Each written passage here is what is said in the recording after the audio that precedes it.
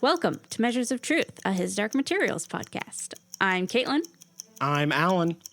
I'm Francis. And I'm Anya, and today we're discussing chapters 6 through 8 of The Subtle Knife, the second book in the His Dark Materials trilogy.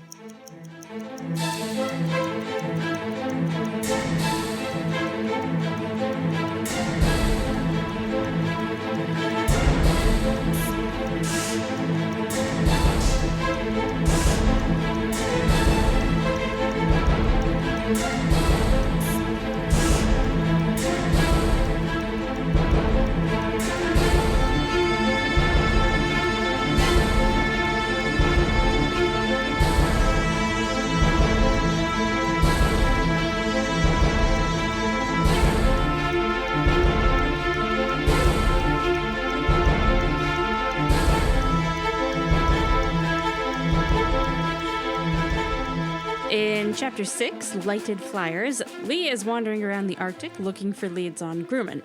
He goes to an observatory and grills the astronomers there. One of the astronomers is wearing a ring with the magisterium symbol on it, so Lee asks about Dust to get a reaction from him and then leaves. The magisterium spy secretly follows Lee and tries to kill him, but Lee shoots him first. Lee loots the ring off the dead man's finger and makes his way to continue searching for Grumman. Ruta, Scatty, and the other witches continue searching for Lyra in Chitagatsi. The witches watch the specters attack a party of humans and then talk to the only two surviving adults. They tell the witches about the decline of their world over the past several hundred years due to the specters. Chitagatsi is now a city of thieves, getting all their goods from passing into other worlds and stealing from them. The number of specters has increased dramatically since the recent gigantic storm, the one caused by Lord Asriel opening the bridge between worlds. They also talk about a recent influx of angels and point out a flock of them in the sky. Ruta Scatty flies up to chat with the angels, who say they are following Lord Asriel's call, and she follows them through several worlds to the fortress that he is building. In Chapter 7, The Rolls Royce, Lyra gets impatient and leaves a sleeping Will in Chigatza to go visit Will's Oxford and meet the scholar Mary Malone. Police officers are waiting in the dark matter lab to question her, and Lyra accidentally reveals to them that she knows Will. Lyra and Pantaleimon flee the building and the officers. Completely coincidentally, the weirdly familiar old man from the museum pulls up beside her in a fancy car and gives Lyra a ride.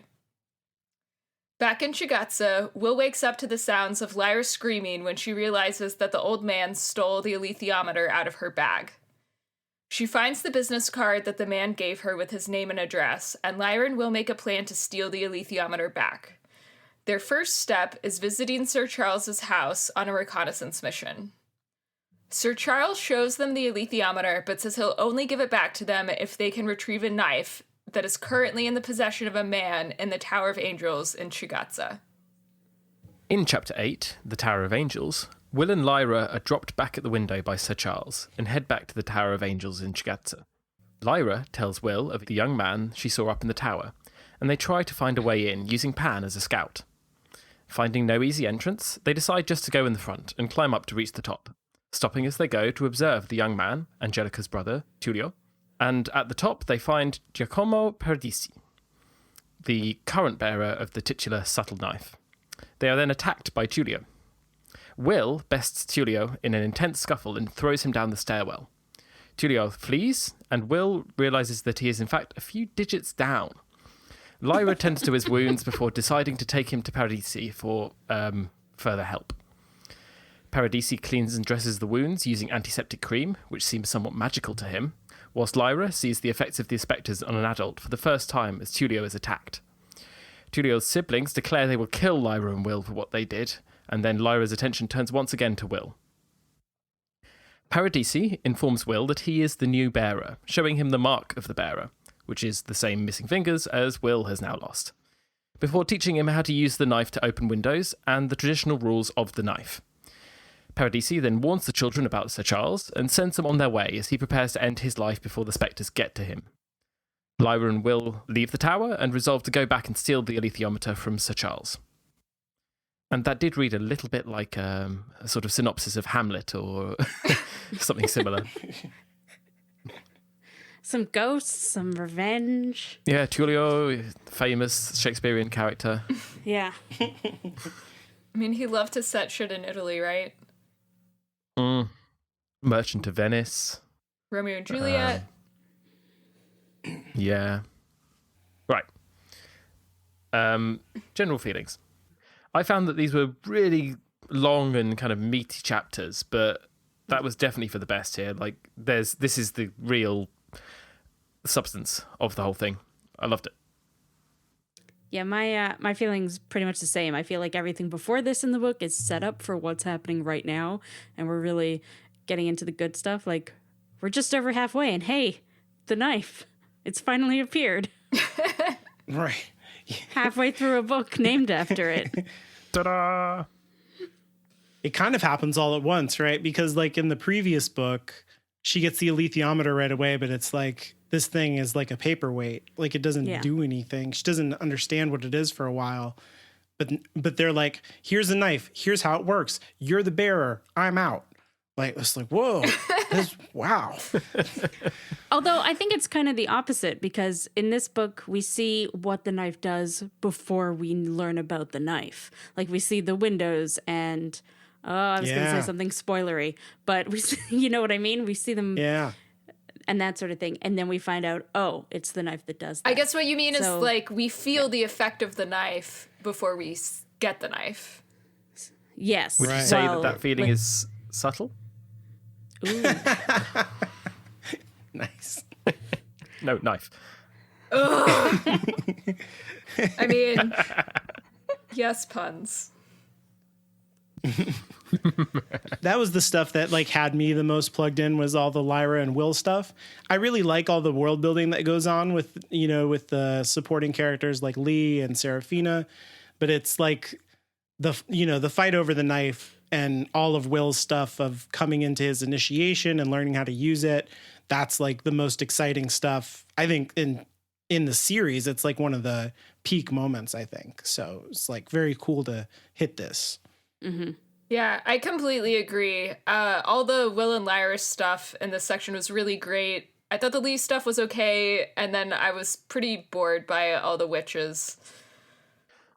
I was really happy to see that they didn't do a classic Rocky montage scene where he was training for months and months to use this knife. It was just like, yeah, it's kind of got a knack to it. You'll pick it up as you go along. I'm out, guys. See ya. Yeah, like literally, he's like, I'm gonna go kill myself now. Have a good time. I wouldn't be surprised if he just jumped off the roof, like flipping the bird as he fell. Oh man. Like 10 pounds, I guess, says that's what they do in the series. They have him jump. Be so much cooler. Because that'll be, a lot more visually interesting than. If I you got some flip the poison. bird with 2 fewer fingers, it would be hard to know that you're doing that and not just like pointing or something. Not only is it visually compelling, but it's pretty easy to do stunt-wise. So I feel like that's a very good intersection. I feel like you just said, yeah, they should do that because it'll be interesting, but you said in such a way they gave them such shade. Like, it's cheap, guys. You can do it. So if you're listening, Bad Wolf, then Yeah. I mean, hi. I'm pretty sure they've already filmed all this, right? Yeah, I think they have. Okay. It can be retconned. It's fine. There's flashback in season 3. So everyone's favorite part. I really liked all of the stuff with Sir Charles. In the section, I think Pullman is addressing class in our worlds and in academia in a way that is kind of like contrasting with how it functions in Lyra's world, and is like trying to be some like light commentary, I guess. I thought the image of like 2 preteens showing up at this fancy house to like randomly talk to this lord and then like actually getting an audience with him, that was really fun. I like that he lives in a named house. I'm like, I don't know. I find the concept of named houses like kind of hilarious and silly. I don't know. I live in kind of a wealthy area. And I hate a lot of the people around me. And there's one house nearby that actually like is a named house. And every time I walk past it, I'm just like, fuck you. What do you think this is? Like, you're not in England. And so this section of the book kind of made me think of that. I like how Will and Lyra have to like strategize and work together as a team. And I think even though Sir Charles is doing some kind of like classic supervillain gloating, it really works here because he actually needs something from them. So it's like a little bit of a trope, but it works here and he does it really well. Yeah, I agree with all that stuff. I was curious I should have been quiet longer because I feel like, so I agree with what you're saying about class. I just feel like, really poorly informed on that issue in like the minds of people Pullman's age writing in the 90s, because you have like the same kind of thing going on in Harry Potter to a degree. And like, I wonder if it's something of that generation of British people of that economic class, you know, who are like, have something to say about this. And it, you know, and it just arises in the fiction kind of naturally, or if it's just like he's using it because it's a ready kind of dramatic tension thing. I don't know. It's interesting to me. Yeah, I don't know. I have more to say about it, but I think I want to wait until next week in order to not be spoilery about it. Yeah, mine is totally different. Although I almost did pick Lyra spitting in his face because she just can't say anything, which is fucking great. Because if you can find a rich person, like spit in their fucking face, just do it. Although I just found out that apparently in like certain punk circles, spitting is actually like a good thing. Like that's what you're supposed to do when you like the music. I don't know. I was listening to a old episode of Sound Opinions about the Wall. They went into a whole thing like, about probably not directly into someone's face. No, true. I feel like it's about how the person you're doing it to takes it. If they're like, yeah, thank you for liking my music, as opposed to like, you should be in a guillotine and we should eat you afterwards. That, you know. Yeah. Thanks, man. Let me return that right back at you. I just love the welcoming audience that we have here tonight. Pturf to all of you. Pturf. Well, yeah. And like also getting spit on by Bill Waters is probably a different experience than Roger Waters? Yeah, sorry. I don't actually know anything about Pink Floyd. Yeah. I'm just listening to things. You might have been thinking of Bill Withers, who was, you know, famously never in Pink Floyd. Sure. Roger Waters. Ain't no sunshine when you're another brick in the wall. I hate that now we've talked about this so long that you won't be able to cut it out, and my shame will just be on display for everyone. That's really good. I'm glad that I brought that up. My actual favorite thing is actually like a longish quote that has to do with Ruta Scotty when she's like up there with the angels and they kind of like, they're like, where are you going? I'll follow you. And as I'm rereading his Dark Materials, something that I'm really noticing and something that I noticed as I was watching the show is just this idea of like embodiment and how deliberate Pullman is of like, your soul is a literal body that has like, you know, can feel pain and it takes up space and like exists in the world, you know. Pantalaimon is like a creature that exists and it's not like a spirit or like some kind of ghost or something, not like the specters are. And so there's like this whole thing about embodiment going on. And I think that this particular passage with her flying through the sky, like really just beautifully illustrates it. Like I like the style of it, but it also like just emphasizes the theme of embodiment really well. So anyway, I'll read it and be quiet. And excuse my problems with reading. I have a reading disability, so try and bear with me. and she rejoiced in her blood and flesh, in the rough pine bark she felt next to her skin, in the beat of her heart and the life of all her senses, and in the hunger she was feeling now, and in the presence of her sweet-voiced blue-throat demon, and in the earth below her, and the lives of every creature, plant and animal both, and she delighted in being of the same substance as them, and in knowing that when she died, her flesh would nourish other lives as they had nourished hers.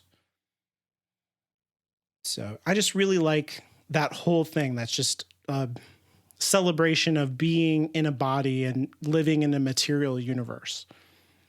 Yeah, I actually noticed that passage as I was reading too, and I had to go back and read it a few times. Even though I don't really like most of the witch sections, I think that prose is really beautiful. See, I never really thought of it as being good before because Ruta Skadi is a bitch and I hate her. Yeah. And I'm like, I tried not to pay her any attention because I despise her. But yeah, no, when you reading it and not even thinking about Ruta Skadi, it is very nice. I wish she'd given that to Serafina or somebody I liked. yeah. I'm right there with you. Yeah, Skadi. Yeah. Yeah, I think I get what Pillman's trying to do with Ruta Skadi, as in literally looking at the Norse goddess Skadi, who was the goddess of, I want to say, ice. She was something like that. Let me look that up. But yeah, she was she was the goddess of winter and hunting and skiing. So she was all about revenge and damage and justice and independence, all of these really kind of solid, strong feelings. So that's kind of what they're trying to get across with Ruta, but she just kind of comes across as a bit of a bitch. Yep. And like not in the fun way. Yeah. Yeah, I like a good bitch. Like, everybody knows how much I love Mrs. Coulter. Yeah. But that... Yeah. Well... Yeah, she's very different from that. And it's, but like at the same time, I think that particular part right there is like, and we'll talk about this a little bit later. There's like, he's describing the angels, and he does another one of these things where he kind of pulls out of the third person narrative voice and gives you like a omniscient narrator. And he tells you like, these angels don't have bodies. They're actually like made of information. And blah, blah, blah, blah, blah. She sees bodies because she expects to see bodies. And then we zoom back into her perspective and we kind of live in her body as she's riding on, the pine bark and the wind blowing through her hair and all that kind of stuff. And so it's like a contrast between the angels, who are like these like ideas that are alive somehow, and then Ruta, who is like embodied and alive and connected to everything around her in a fundamental way, that everything around her is also connected to her in a way that the angels just like aren't. Yeah, that's all really great, meaty stuff. And I hate that it's with her, because I hate her and I hate reading about her. I think it also gives a certain naivete to her. It feels very much like she's reduced to this childlike wonder, just enjoying the world. And to the angels, that's what she is. They are unknowably old. They are beings, again, of structure and information. They are, they look at her and they see something that's only just come to be. And they're just going, well, oh, my sweet summer child, you think you know so much, and yet here we are, and you have no comprehension of what we are and what really is. And so, it just kind of reinforces that she is still so young in the grand scheme of things, and these are so unknowably old. Yeah, that passage is patronizing in a way towards her character, and that's interesting. Yeah, because that happens right before the passage that I read, and so I think you're right about that. That it's supposed to illustrate like a kind of naive sentiment to her. Yeah. I don't know. I don't quite see it that way. I don't see it that way either, but as I have this all in my least favorite part, I'm going to talk about it then. Yeah, I was going to say we can talk. I think we've talked about how much we dislike her in every single section so far, and we have so many more podcast episodes of this book to continue talking about how much we hate her. Oh yeah, she's going to do more things that piss me off. Yeah, we haven't even gotten to the reason why I hate her most of all, so... Ruth Wilson, please hurt Ruta Skadi. Yeah. Yes, please. My favourite part here definitely is it's again, I think the same one that I had last time, which is the scientific parallels between the world of Chigatza and our world. Like some of the advancements that we have in our era because of relatively open science have led to, scientific knowledge being widespread as kind of antiseptic ointment, which is basically just Savlon. And it's that they say he treats it like myrrh, incredibly expensive and hard to get. And, Will's like, well, it's ridiculous. I can just buy that for like £2. So it's interesting to just contrast their world where all the knowledge is kept in the literal ivory tower versus our world where, whilst hidden behind paywalls and all that sort of thing, it's at least easier to get hold of than the literally people in a literal tower. That's interesting. I hadn't thought about that at all. Like when you compare it to Lyra's world, how the Magisterium is kind of controlling what is allowed to be known and who can explore the boundaries of that, and just the regular people just have no idea about it. And then, comparing it to our world where things are much more open. That's really interesting. So my favorite part is a lot shorter than everybody else's, I suppose, but it's the bit where Pantalaimon decides to comfort Will after he's lost his fingers.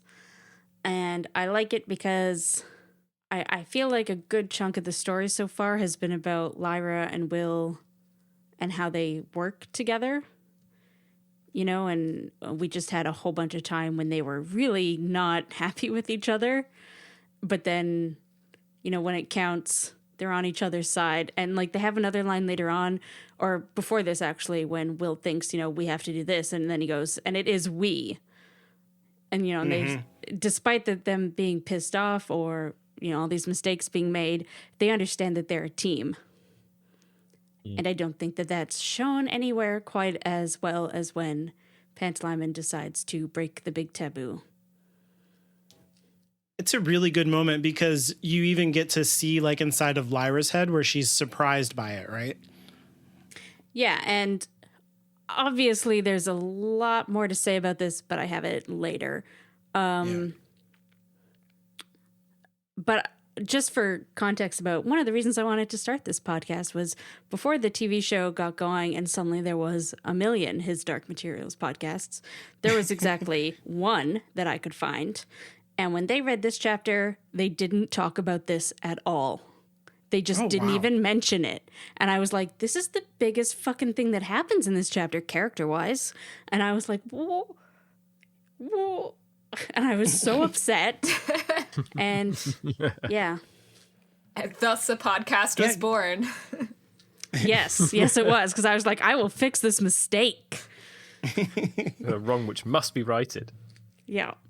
Well, if you think about the previous book too, she had Pantalaimon touched by the worker at Bolvangar, he's like one of the doctors, I guess. And so that's like the only other interaction like that direct that I can think of between. And then this one just kind of unconsciously happens and it's completely wonderful, right? Yes. So I it's have it like later huge. During the discussion, so I don't know. I can go into it all here if we would rather.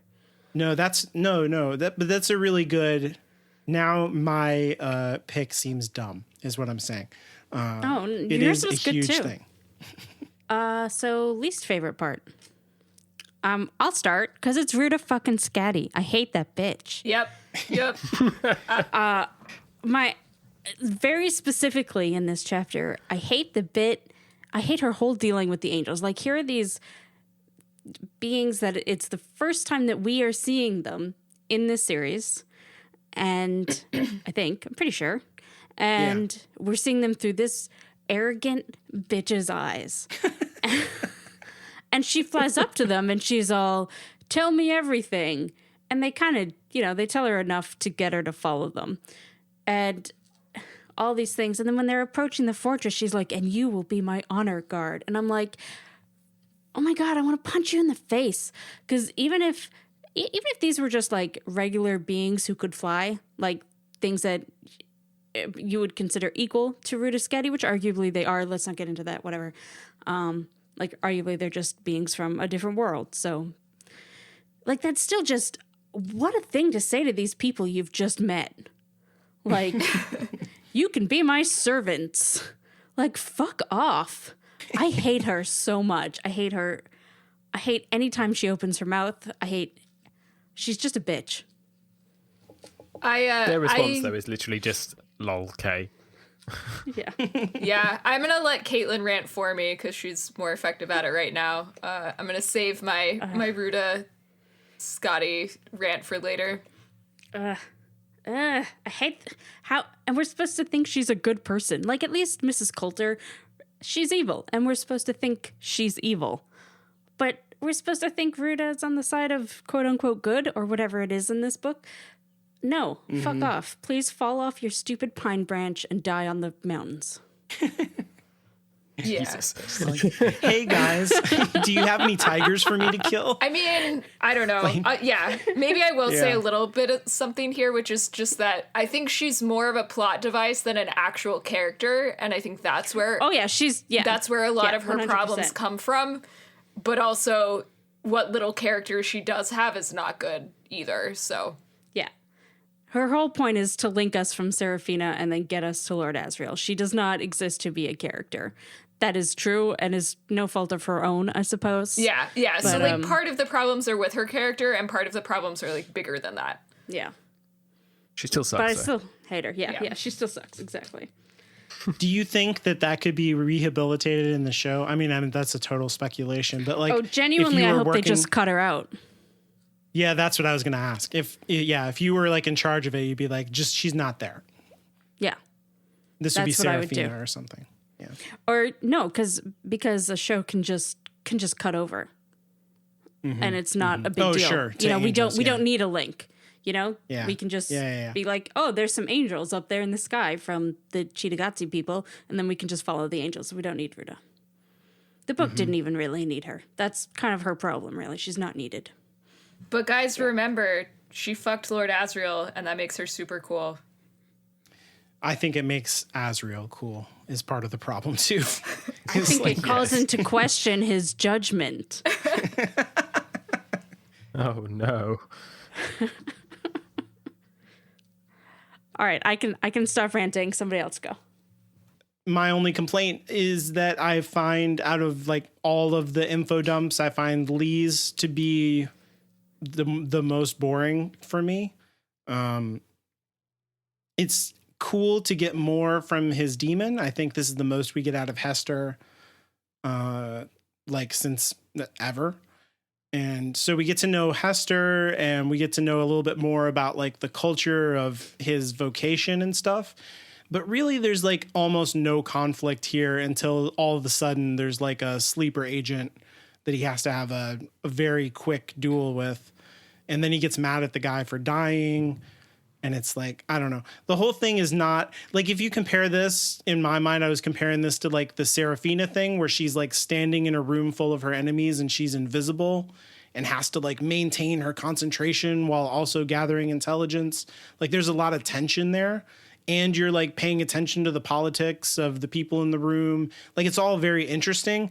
And this is like, it's realistic. It's interesting to find out about the world, but it's just kind of slow. There's not any conflict built into it until all of a sudden there is. I agree. And I don't know.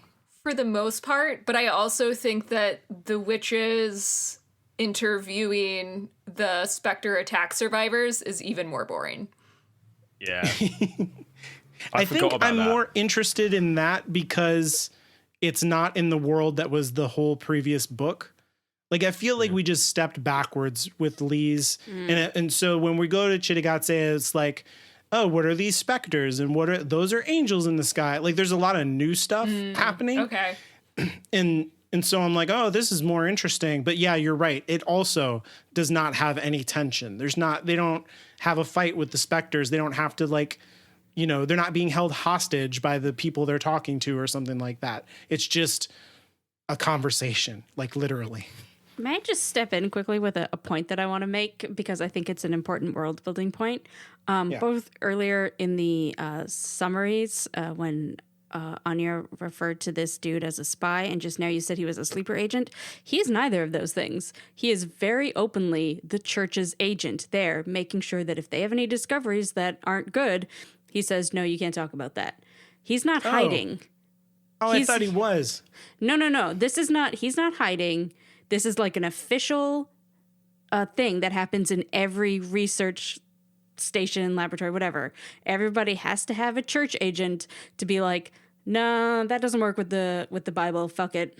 You can't talk about that.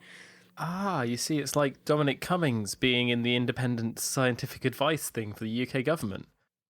I don't know what any of that means. Literally a political but plant. Yes. Okay. This is That sounds terrible. COVID reference. Yeah. Yes. So they kicked out Neil Ferguson and replaced him with. Well, no. Dominic Cummings was always on there, but this is exactly the same point. Is that there's a political person on, in this research establishment, in this, in this whatever they are, advisory board, they can be whatever, and he's there to make sure that they toe the line. Yeah. It's a very obvious and bold exhibition of their power. They're saying, no, we've got someone there, and then if you discover something, no, you didn't. And remember when Lee brought up Dust, everybody went quiet, and like he said, he could tell all the attention was on this dude. I see. Yeah. So everybody there knows who he is and why he's there, and he's not hiding. Yeah, I guess that's a good clarification. You're right. I guess it's like Lee wasn't necessarily aware of all of those dynamics, and the narrator makes it a little bit clear that that's what's happening, but I guess I wrote the summary more from like Lee's perspective, and I was just trying to be concise. But you're right, that was misleading. Yeah, I was actively confused by that being the case. Like, I was aware that there is a person with that job and that was his job, but I just thought maybe he was in plain clothes with a ring on his finger, and just everybody just knew, like, oh, there's an undercover cop over there, Lee. You didn't know that. That's what I thought was going on. All of that is true, except he's not undercover. Right, okay. Yeah. And presumably in the TV show, he won't be in plain clothes. He'll be in their uniform. But I think in the book, he is just in plain clothes. Okay. Well, what I can't work out from that is whether he is implied to also be a scientist, just a magisterium scientist, or whether he's implied to purely be a political figure. What I got from it was not a scientist. He's just there with his Bible or whatever saying, no, that one doesn't work. Throw it out. That seems like a raw deal. Like, I mean, being stuck in a tiny station in the Arctic with 5 other people is like cool if you really care about the stars, but man, like he probably got the short straw somewhere. I don't know. It depends how you feel, because in a way he's in charge, and if you like power, that might be like a small way to have it. Okay, that's fair. But your point works. Like, yeah, it would be boring as shit if you didn't care. He's excited to kill himself, so I don't think he's happy. There's like 2 people in these chapters who are like, yes, I will die now. What the fuck? Guys, this is not okay. Yeah. I always felt that the scene with Dr. Malone and the police, where Lyra slips up and gives the game away, I feel like more could have been done with it. The police don't feel we don't. The implication is that they're not really police, I feel, but even then, like, they don't feel particularly scary. It doesn't make sense, really. It could make sense if if they were the police, then they'd take her in and question her there in their own place. They'd take them down to the station. So they're not the police, but then they're nowhere near menacing enough to be church agents. So like It was fine, and like it was a little bit kind of tense, but I felt there could have been more there. Okay, I have two questions. First, since you've been to Oxford, I don't know. Sorry. Since you've been to Oxford and have obviously like attended some universities in the UK, do universities there have the same kind of like campus police that universities in the US do? Because like most universities in the US have their own police force that is in many ways much better than the actual police force, because at least in my experience, they seem like they're there to keep order, but they are also there to protect the students, and they don't necessarily see the students as like a threat in the same way that the city police see everybody as a threat. And also like Black Lives Matter, just to give you a clue of where we are in real life time. I was If you gonna want to wait. date this, Yeah. I was gonna wait until we got into the problematic section to give our date stamp, but just so everybody knows, we took a bit of a break because Anya was sick, and it's June 21st now, and things are a little bit different. Happy but still solstice. terrible. Yeah. Well, that was yesterday, And but we're yeah. all okay. Anyway. Just Yeah. fine, thank you. Yeah, anyway, during if we're going to be talking about the police and how menacing they are or aren't, I feel like it was necessary to bring that up. And also, would you be happier if they had more guns? Because that could be another way to solve that problem. That's how we do it in the US. No. Dear when you God, were- no. When you were describing this university police force, I was like, this is the most American fucked up shit I've ever heard. What are know. you talking about? Schools have their own police force. What? So we have security, and Yeah. security are nominally, I mean, actually, on the particular campus that I'm on right now, there was a little time when we had armed police. But for the vast majority of the time, if you found armed police on a university campus, something is going seriously wrong on that campus right that second. Like we don't, there aren't police. There are security guards Interesting. or porters. I mean, particularly in Oxford, the porters kind of fulfill that sort of role to an extent, especially in the halls of residence. Yeah. I mean, And they can counter the porter. Kate, so you say that like having the university's own police force is super fucked up, and like I understand how it feels that way from the outside perspective, but like honestly, Right, yeah. it makes it a lot safer because the university police are like way better than the actual police, and the fact that you have a university police means that the actual police like don't go there as much. That's I will still say- fucked up. I mean, yes, that's still Yeah, fucked That up. is still fucked up. But overall, it's like a net positive, maybe. I don't know. I will say America has a completely different university college culture than Canada's. I assume than England does too. Like living on campus here just isn't that common.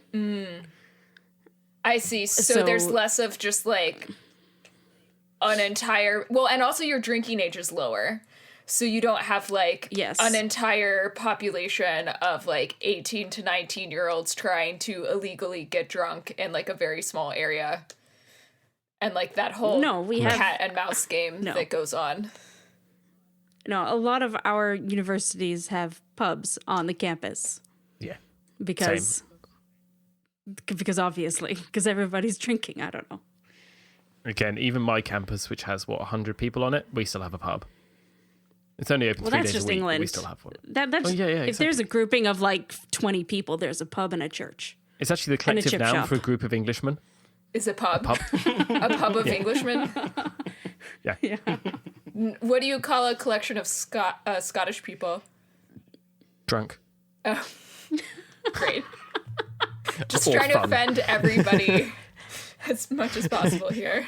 Back on topic a little Yeah, bit. back on I topic. did want to say about that scene, I don't like it either, but for completely different reasons. Okay. I feel like it's the one scene, and this is also why I actually think it's a little necessity to have it, is it's a scene where we see Lyra lying And she thinks she's doing a good job because she doesn't know this world. But as somebody who does know the world, you're reading it and you're just cringing because you can see her fucking up. Like, she refers to a computer as that screen, only my uncle or dad or whatever doesn't have one of those. And like, every scientist is going to have a computer, Lyra. Stop talking now. Oh my God. You know? And Right. and I feel like if you think of it that way, there is just a tad more tension because the reader knows she's fucking up. But I can absolutely see what you're saying too. Yeah, no, that is a good point. I hadn't thought of it like that.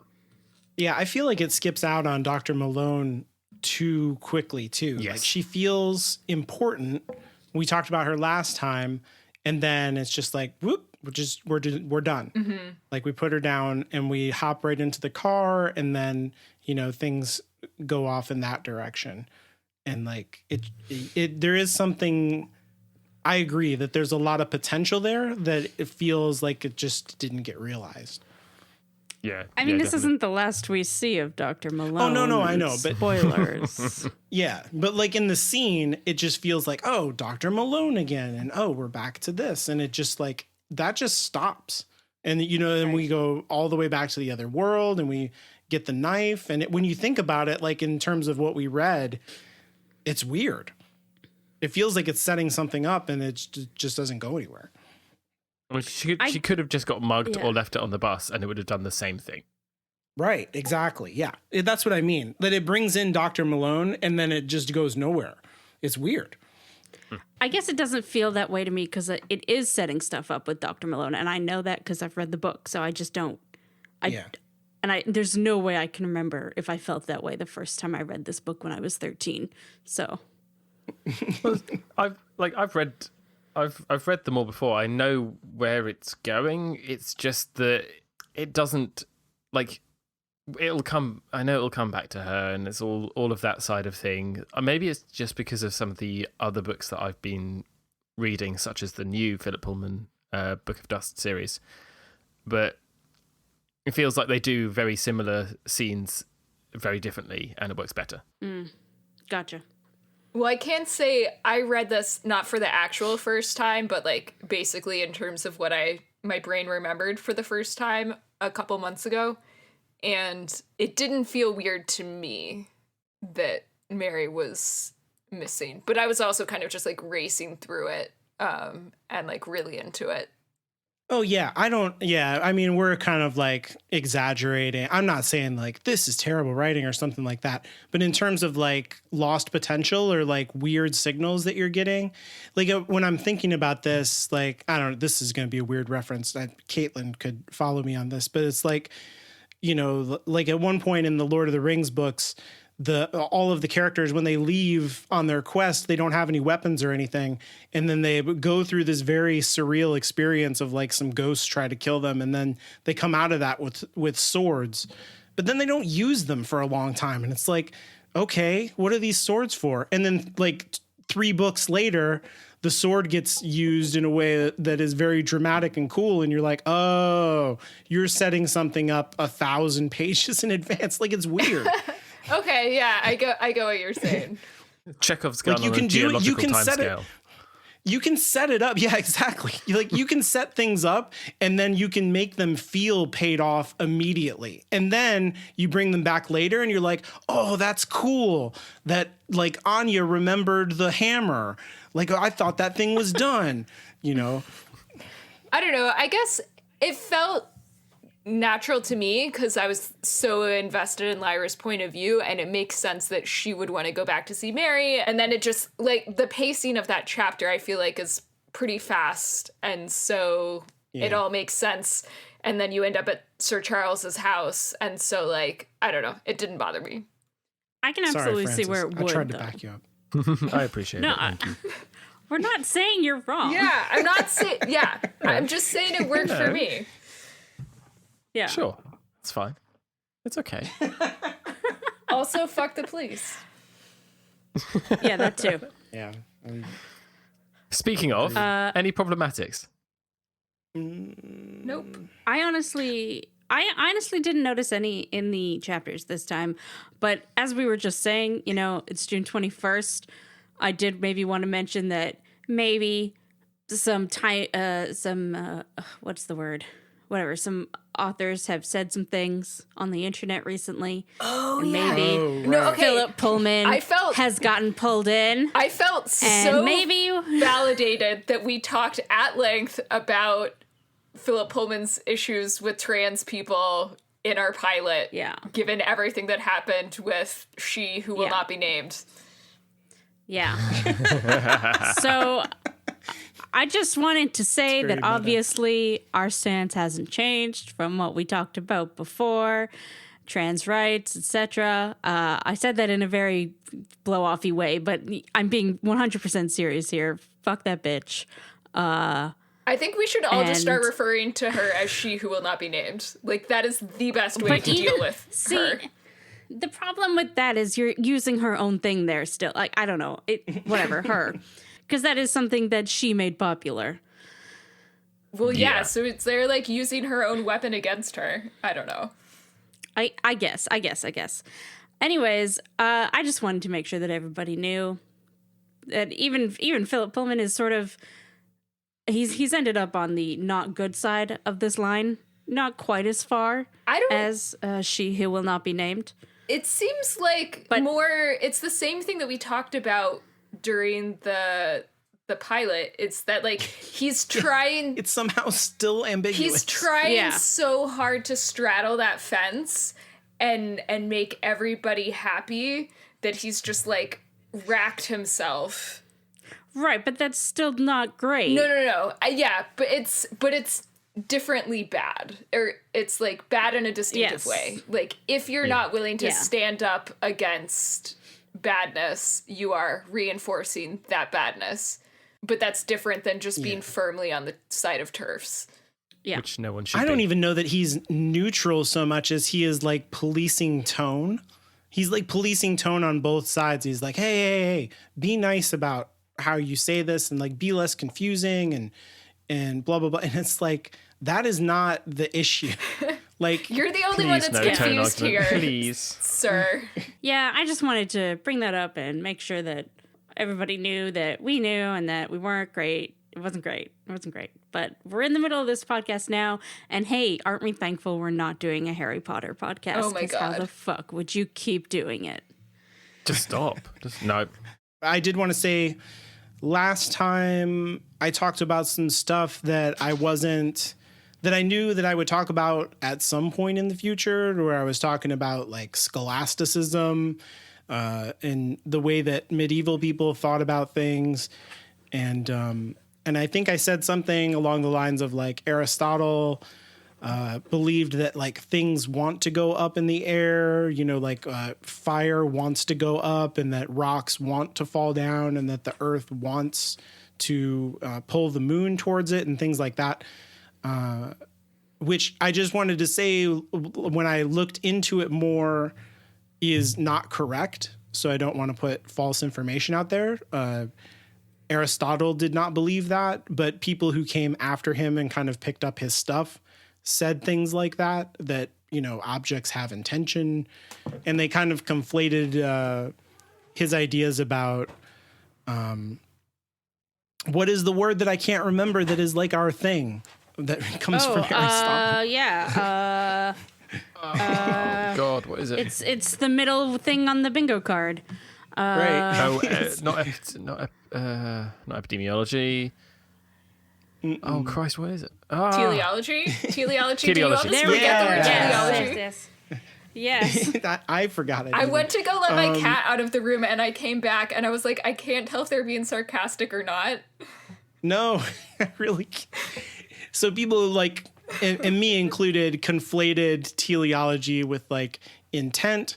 And so even though rocks have a teleological purpose to fall down to the earth, that does not mean that they want to fall down. They don't want anything necessarily in Aristotle's model. People took his model and then inserted intention into it, because when it comes to people, we do have intentions and wants and desires, and those are aligned with our teleology. And so, like, you want to be a parent, and that is because you were made to be a parent or something like that. You know what I mean? Like your intentions are aligned with your purpose. And so you would then turn around and be like, rocks want to fall down because that is their purpose. But you're kind of like misapplying the concept there. And I was guilty of that, and I accused Aristotle of it. And I only want to accuse him of the correct things for which he was very wrong. And that wasn't one of them. So very post hoc ergo propter hoc there. But like, we can't say for certain that rocks don't want to go downwards. They might really. We will talk about that. We will end up talking about that very thing. Excellent. But I was just gonna say, Francis, maybe don't encourage Al. No, but it's fun. not in this particular episode, but eventually we'll talk about that. All right, so science. I think I'm the only one who hasn't written anything in this section, so have at it, folks. So, what's the first one on this? Yeah, so I mean, the thing that I really noticed here in the discussion with Lee, at being at the North Pole and everything, and everybody's out of work because like the environment is changing, right? There's like a giant hole in the sky, and it's belching out tropical air into the Arctic, and it's messing everything up. And to me, like, this comes out of the 90s, and I remember the hole in the ozone layer, around the Arctic and global warming and all of the fears around that. And I was like, this seems like a obvious analogy, but I don't know if it's... 100%.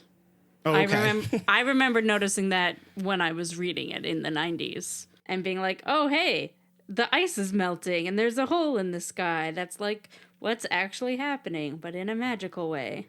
I didn't think about the ozone layer thing, but I definitely got the parallels to climate change and global warming. I think part of that is just that, at least in North America, we don't really talk about the ozone hole anymore. Although in Australia, I think because the ozone layer is still a lot thinner there, it's like still much more in the public consciousness than it is in other places in the world. Yeah, if I read this for the first time now, I would probably just equate it with, general climate change.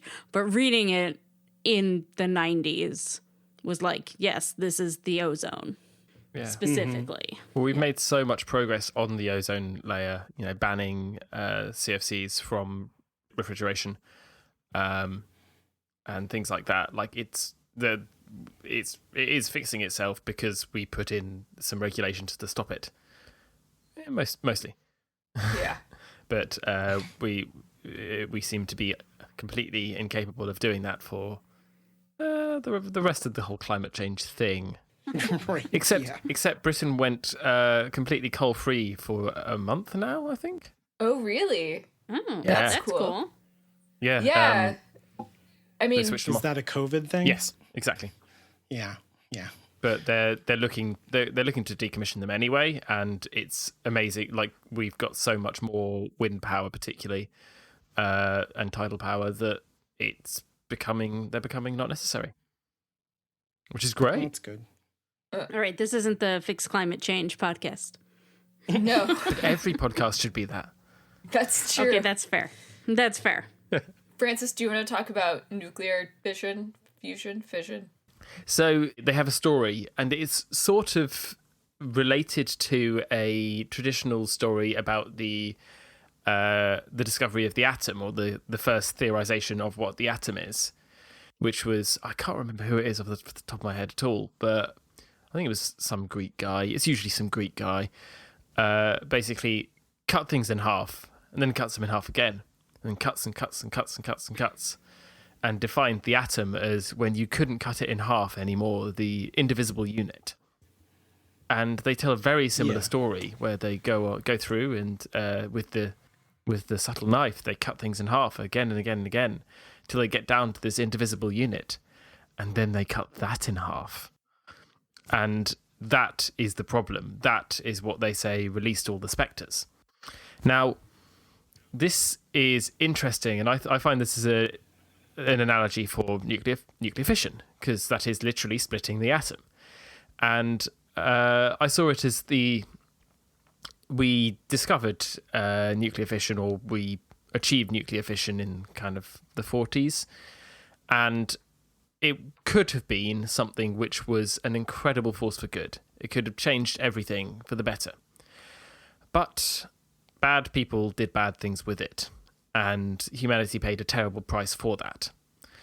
So, due to a few irresponsible users, this turned from a technology to be feared. This turned into a technology to be feared, which brings death to thousands, instead of a tool which could actually have made everything better.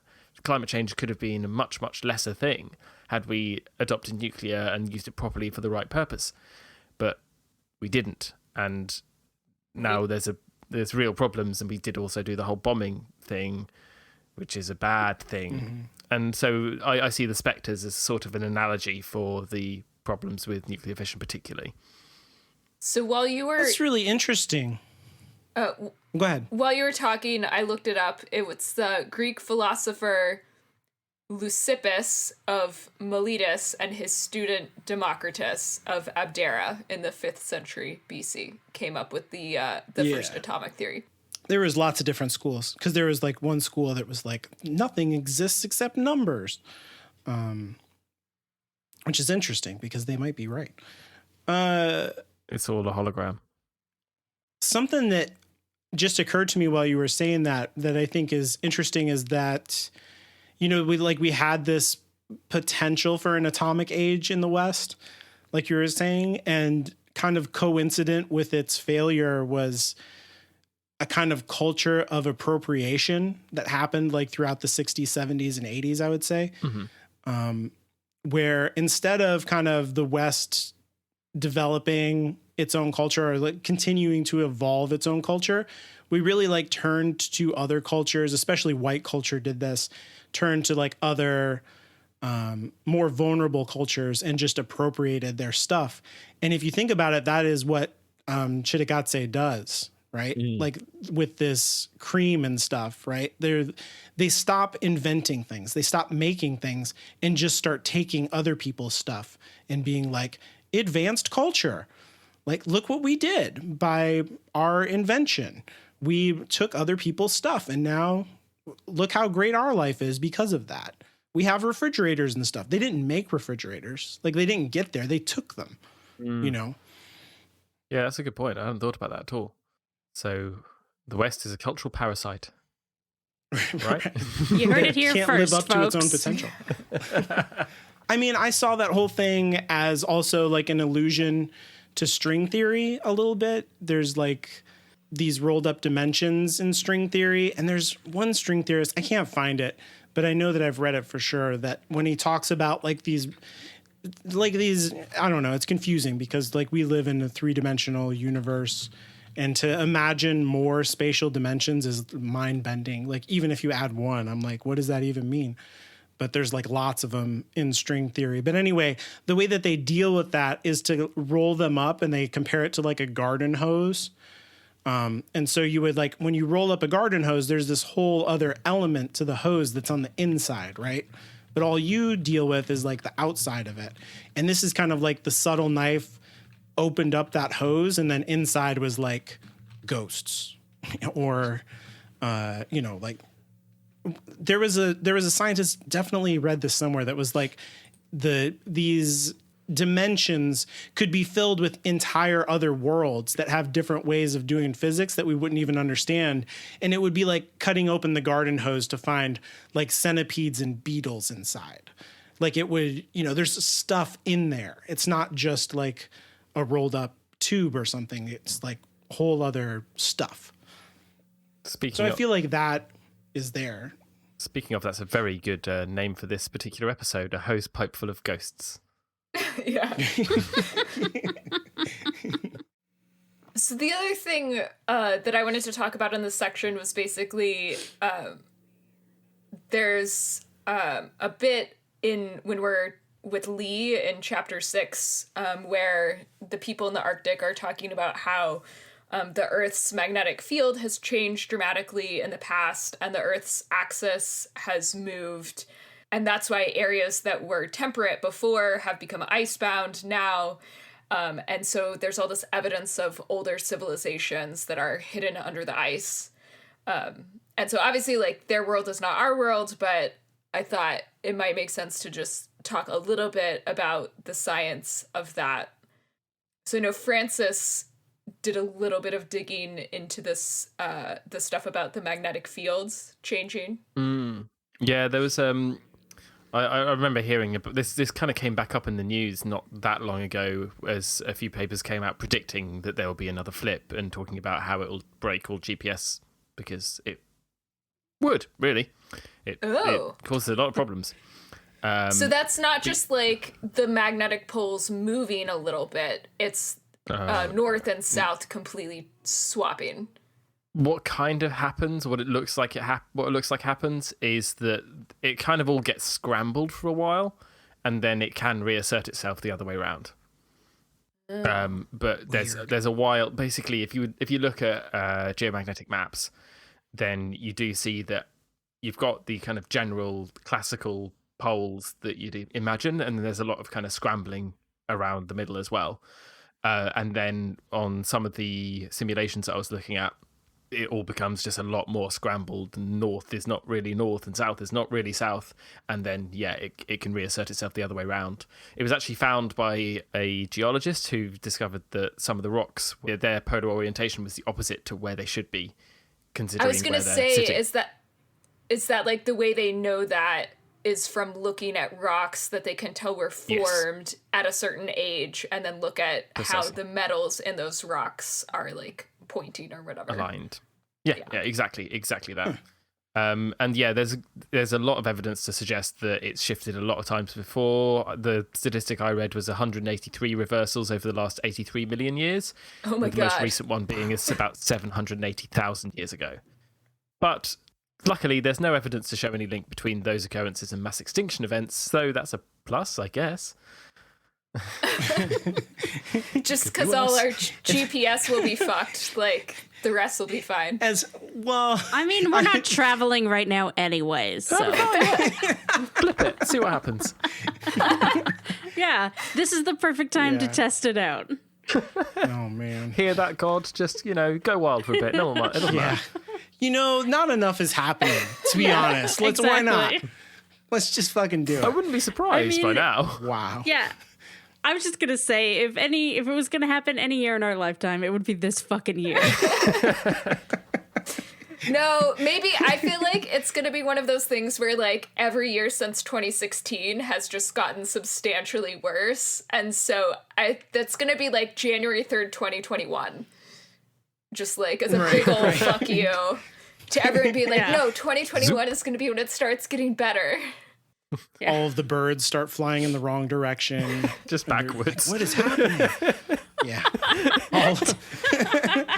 The geese fly backwards to South America. You're like, what? Penguins and polar bears do coexist. Right? When I was younger and I first heard that the poles could swap, I imagined like the whole fucking Earth swapping. Oh, like it flipped over. Yeah, like the Earth, like the North Pole was physically where the South Pole is now. Funny. God just spins it like a dreidel. dreidel. Long time. Yeah, exactly. It took me a long time, and that's why I figured it would be such a big deal. Sure. Anyway, I mean, to be fair, magnetic fields is a pretty hard concept for like young kids. Yeah. I will say when I was a teenager in the 90s, I went to a fundamentalist church, and part of the doctrine of this church was that at the moment where Adam and Eve sinned and the world, messed up, it was perfect, like the earth was paradise, and then it became imperfect because of sin, that at that moment, the earth had been perfectly up and down, but then the axis tilted as a result. This was part of the doctrine. This is not in the Bible. So there were no seasons, and the seasons before happened. original Exactly. sin.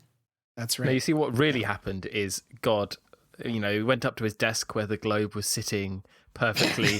He tripped over, he stubbed his toe, he was like, bugger. And there's like, you guys did this, fuck off down to You know, you ate from this apple. They're like, what are you talking about? It's like, who told you were naked? We're like, what's naked? He's like, get out. knocking over my fucking globe. Shit. I feel like this is very on brand for what Philip Pullman would want our discussion to be about. Very critical. Excellent. That's the best fun. But speaking of seasons, so in terms of the Earth's axis, which is obviously different from the magnetic fields, so the tilt of the Earth is the angle between the rotational axis of the Earth and the orbital axis of the Earth. So the orbital axis is the axis in which the Earth orbits around the sun. And then the rotational axis is the axis in which the Earth is spinning itself. And so currently there is a 23.5 degree difference between these two axes. And so that's what generates our seasons. And historically this, or not historically, but like geologically, this has varied between 22 and 24.5 degrees. And it kind of wobbles a bit in cycles that last 40,000 years. Wow. And so changes in this angle actually do affect the seasons and can influence long-term climate cycles. So basically, when the angle is more extreme, we have more extreme seasons. And when the angle is shallower, we have less extreme seasons. Because the angle of the sunlight is more consistent year-round. And so basically, when the seasons are milder and less extreme, we get more ice buildup because the summers aren't as hot. And so even though, like basically just when you're, like, balancing out summer and winter, having, like, much colder winters can't really compensate for the fact that more of the ice is melting during the summer. And all of that is to say that this is cool, but also not an excuse for climate change denial. Like, these cycles are often used by climate change denialists to argue that what we're currently experiencing on Earth is just, like, natural cycles caused by these geological and astronomical influences, and that is not true. What we have witnessed in the past couple hundred years is absolutely due to human carbon emissions, and cannot be explained by the cycle, although the cycle is pretty cool. Hear that, Ben Shapiro? Just stop. Yeah. I did want to complain about a trauma in my past that was inflicted on me in high school physics, because when, like, we talked about the ozone layer earlier in the 90s and how this is, like, you know, like Caitlin said, like, oh, this is obviously this thing. When they talk about structures being revealed by the ice going away, that was a thing in the 90s that was in the news. In Antarctica, they were, like, starting to see the continent in a way that you couldn't see before, you know, because of the ice being in the way. And some of those structures that were in the continent were seen by people as, like, this is clearly buildings, like, there's straight lines and blah, blah, blah, blah. And, like, I don't think that has any credibility. It's like the kind of, you know, like ancient aliens kind of people. Or like the face in Mars. Do you guys know what that is? Of course. You know, like you see, like, you know, in the clouds, like, that's an elephant. It's not an elephant. It's, you know, it's just the shape of a thing. But it was very, among, like, fringe science people, at which in the 90s, like, remember, this is like X-Files, right? This is like, there are aliens out there and the government is lying to you about it. Like, this was part of that whole vibe. And I was forced to read this book in my science class because my science teacher was one of these fringe people who, like, actually spent several weeks teaching us about how Antarctica was Atlantis. Oh my God. And yeah. Oh, wow. Jesus Christ. Only in America. And the book is called the Earth's Shifting Crust by this guy named Charles Hapgood. And you go like, what, this hack, what are you talking about? But the foreword was written by Albert Einstein. Okay. This book was like taken seriously in 1958. You know, they didn't know about the tectonic plates and stuff like that had not been worked out yet. Geologic science hadn't progressed. So this was like an idea. It's a link in the chain of building that kind of science. But people came back to it in a way to be like, see, Einstein thought that this was right. And so we're right. And it's like, oh my God, this is like a bunch of bullshit. Also, I feel like that's a classic example of like people trying to assert expertise in one area when their actual expertise is in another. Very relevant to COVID right now. Like, just because you're good at relativity and physics doesn't mean you know shit about geology. Just because you are really good at Atlantis. Yeah. And just because you're really good at modeling politics or anything else does not mean you know about infectious disease dynamics. Put your Excel sheet away, please. Just because you work for Google doesn't make you a epidemiologist. Yes. Not that I had any encounters with people on Twitter about that, no.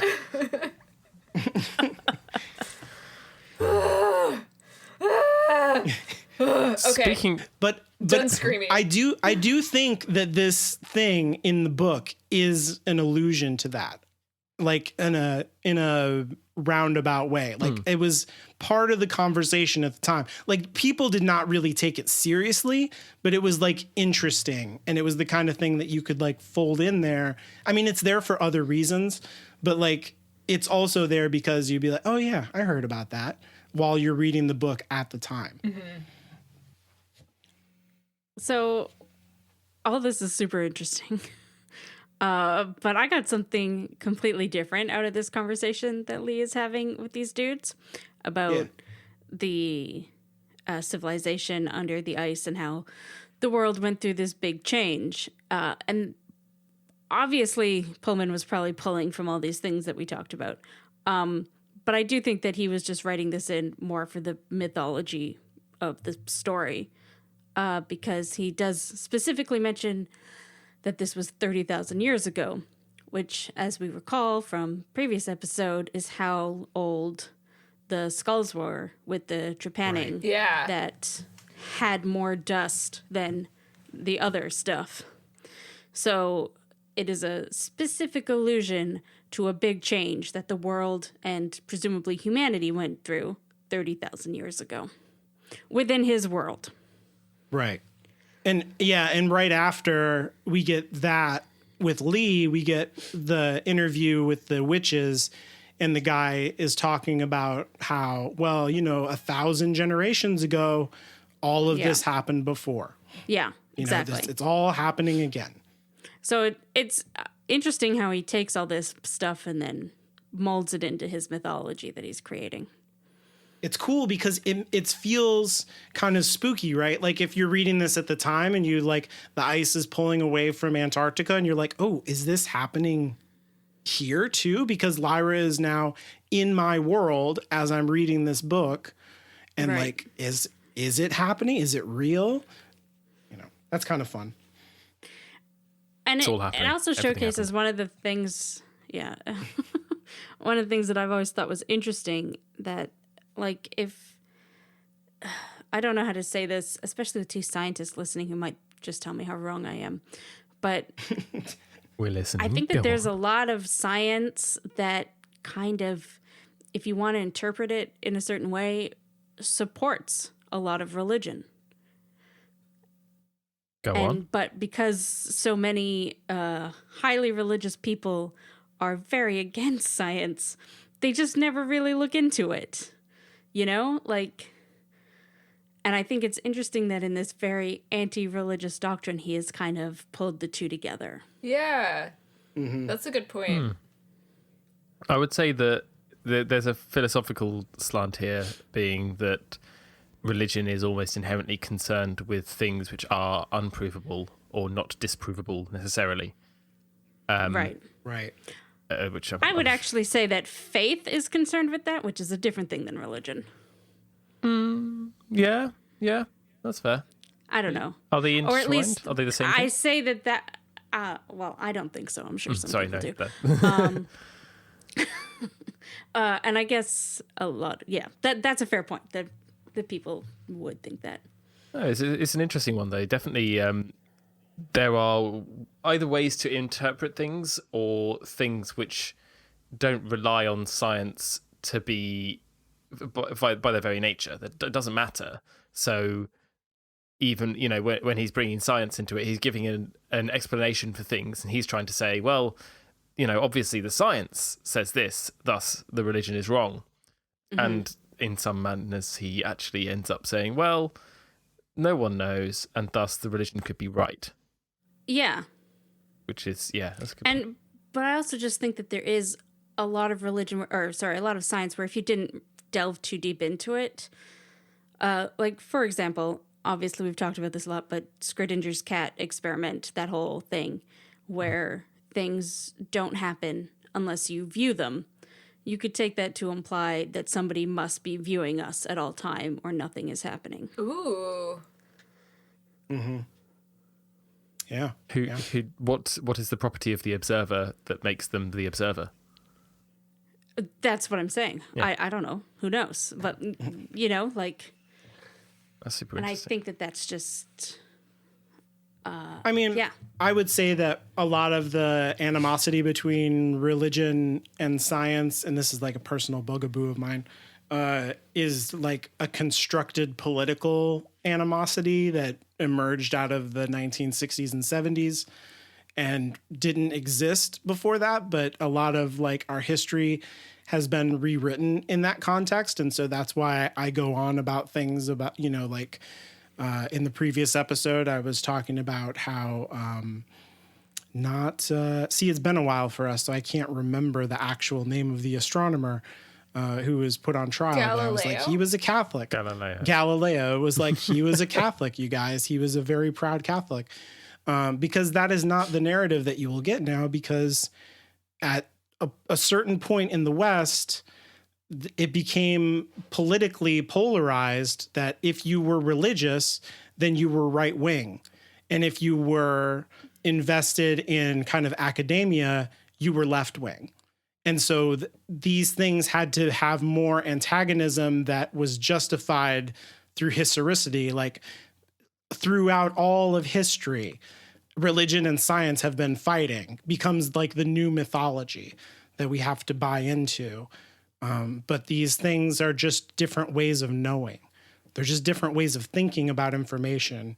They're not necessarily like intrinsically antagonistic to each other, unless you like force them to be the way that they are now. Do remember, if you're looking at even the PhD, your PhD is a philosophy doctorate, essentially. You're a doctor of philosophy. Right. And firstly, philosophy and religion were much more closely linked at the time when that became a standard. And there's also a Doctor of Divinity, which is is basically post PhD for Oxford and Cambridge particularly. It's basically an upgrade on PhD. It's a little bit complicated, but just think about what that says for a second. Doctor of Divinity. Now, right. That's it's a school of theology. It's a seminary.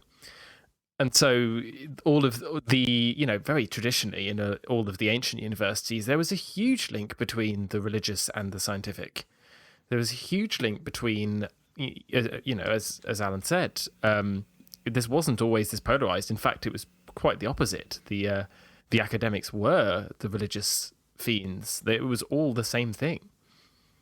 Mm-hmm. And now it's much more polarized, much different, which, the good and bad things to that, but it's super interesting.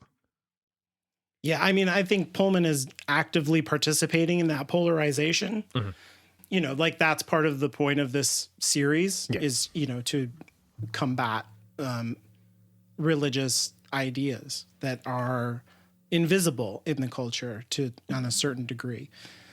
or are taken for granted, and like the fights are fought on the ground of religious ideas, and science has to like prove it's like it's not worth necessarily, but like it has to like prove itself in terms of religion on some level, and then like that script gets flipped, and then religion tries to like prove itself in terms of, well, that clearly this thing on this mountain is Noah's Ark. There's all this wood here, and that's how else could it get here? So that proves the Bible is true. Therefore, that proves science is false. And it's like, you just use science to disprove science. Shut up. Stop it. Just read some Popper. I mean, maybe don't if you. But Don't. do. Be It's interested. fine. Just believe in Noah's Ark. It's okay. Just stop. Stop. Just, you don't have to prove it to everyone. It doesn't matter. You're overthinking this. Well, just to sum all this up, I guess I just really like how in creating this anti-religion story, because he sort of had to make a religious story, Yeah. obviously. Mm-hmm. So that's something that I And- want to talk about yeah. more once we have like the full text in front of us, because I think that's part of why I missed the anti-religious message when I was a kid, and why I was like so confused that this was used as like an atheist text, because it's like, but there are angels. How does Right. that work? But I don't remember anything about book 3, so Did you read book 3 again recently? no. I've read book I 2. thought- okay. Yeah, so when we were going Okay, through and okay. podcasting about book 1, I like had a vague recollection of book 1, but I wasn't reading ahead of the podcast, so like everything was kind of Right. new-ish as I was encountering it. This time I've read all of book 2, but I've not read book 3 yet. Right. On to Blood Moss. So one last quick science thing that I wanted to bring up was the use of blood moss as like a antiseptic that Grumman apparently used when his leg got caught in that bear trap. And it just made me think, if blood moss, I'm assuming it was probably like some kind of lichen, which is like a symbiosis between fungi and algae, and fungi obviously are like the source of penicillin and a lot of other antibiotics that we use. So I was wondering if maybe that was like a reference to antibiotic properties of fungi. I didn't know that about fungi. That's cool. Yeah, penicillin comes from basically just like common bread molds. Was it Alexander Fleming? He was like a really sloppy scientist, and his bacterial cultures got contaminated, and that's how he discovered penicillin. I always thought that was a myth. No, pretty I'm much exactly. pretty what sure happened. it's real. I mean, Interesting. That's It awesome. may be a little bit apocryphal, but it's pretty much that. His office, I think, is still there. There's a big old sign on the side of what's the building? I think it's the School of Tropical Health and Medicine now.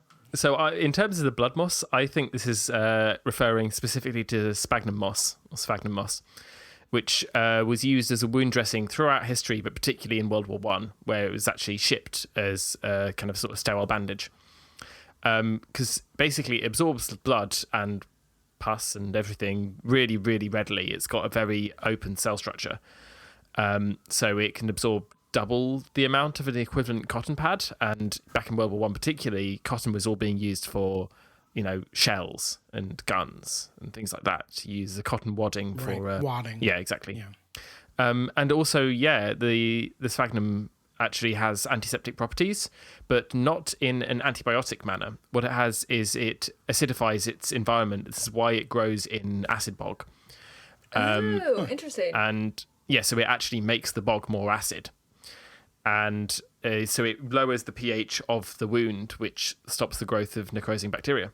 So that I think that blood moss, considering it's called blood moss as well, and its big purpose is that it absorbs blood, I am very suspicious that that's what it's talking about. Though I don't know if sphagnum moss grows in any kind of Arctic, Antarctic style regions, because I do know that they talk about it with the bears. Yeah.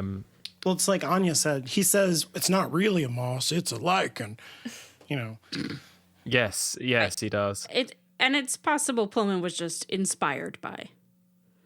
Yes. Yeah, I didn't know that about World War One. I've definitely heard, like, that's a ancient thing to like use moss on wounds, and like honey is like well known for the same kind of. You put honey on the wound and then you put moss Will on does it, and you're good. He uses honey on the cat. Oh yeah, that's right. Yeah. Yep, that's right. I forgot about that, but yeah. Yeah, and that is again relatively realistic. They do. It is sterile, I think, or at least mostly sterile, and yeah, in fact, it's very, very sterile. And It's very has. yeah. There are some claims that it also has antiseptic properties, but these are a little bit less defined. I'm choosing my words carefully here. Well, I think isn't part of it too that honey just doesn't have enough water for bacteria to grow in it. So yeah, okay, Right. so it has to be like, it's not necessarily that like the honey kills bacteria, but like if you goop it on thick enough, the bacteria can't grow in it. yeah, Exactly. Yeah. Well, they knew that it worked. They didn't know why, because it's, you know, it was just one of those things where it's gone on for a long time. And honey is like well known as one of those like traveling foods. If you could get it, you'd be like, we can take honey with us wherever we go, and this is like, you know, calories that won't go bad, basically. Yeah. I Yeah, mean, because I mean, that's why the bees made it to last a long time. That's its purpose. Exactly. and they found some honey in, I believe, ancient Egyptian tombs, which was still perfectly edible. Yep. Absolutely fine. Oh my God, That's fucking wild. Yeah, it's crazy. That's Who wants to be probably the cursed. person to like eat the crazy ancient honey and then turn into a zombie? Not me. Yeah. I was just gonna say, who's gonna be first in line to eat the cursed honey? Yeah. Sean Bean. It's always the Sean intern. Bean. Right. Yeah. Right. Just another interesting point on sphagnum mosses. So I mentioned that they soak up a lot of water. There's actually a really relatively recent paper which looks at this as a part of their biology, and says, well, they soak up the water and then release it slowly to keep the bogs waterlogged, even, and kind of buffer climate changes. And so they're actually a ecosystem engineer or a habitat manipulator. That's is really crazy. cool. I'm learning. I'm a zoologist. I don't even care about plants that much, but this is cool. Okay. Point of interest: algae are not plants. Oh, really? But these, Well, these, yeah, because fungi, right? but, Yeah. Well- but this is a moss. It's not a lichen. No, it is a moss. Okay, an actual moss. Yeah. Sorry. And yeah, they're sometimes called peat I think- mosses, but they're not actually the same thing, I don't think. I guess I just Yeah. got in my head that it was a lichen because that was what it said in the book. Yeah, I think there's a certain amount of artistic liberty going in there. Okay. But super As cool. with all the I had science. no idea. Yeah, absolutely. and all the philosophy and all the Yeah. all of it. It's almost like it's a novel. What? Okay, so religion. Uh, Is this now my turn to not talk? Oh. I mean, I don't have anything in here either, but I can hit some things pretty fast here. There's when the witches are talking to random guy who seems to know a lot about his world. He makes reference, we talked about this before, about like all of this has happened before, which seems to me to be a reference to Paradise Lost, which we talked about in the first episode of the show. You know, the poem that kind of originally inspired Philip Pullman to a certain degree, and inspired like the choice of the Golden Compass and His Dark Materials as like, you know, titles. Paradise Lost is like it's not actually about the war between Satan and God. It's like the aftermath of it. It's kind of like the post-apocalypse before Adam and Eve, basically. And so like, it seems like that the information in Paradise Lost seems canonical on a certain level to His Dark Materials. At least from what we're getting from this guy anyway. that there was a war between Satan and God. Because if you go and read the Bible, you'd be like, wow, that sounds cool. Like, I want to read about like demons and angels fighting. You won't find it because it's not in the Bible. There is no, like, that wasn't a thing.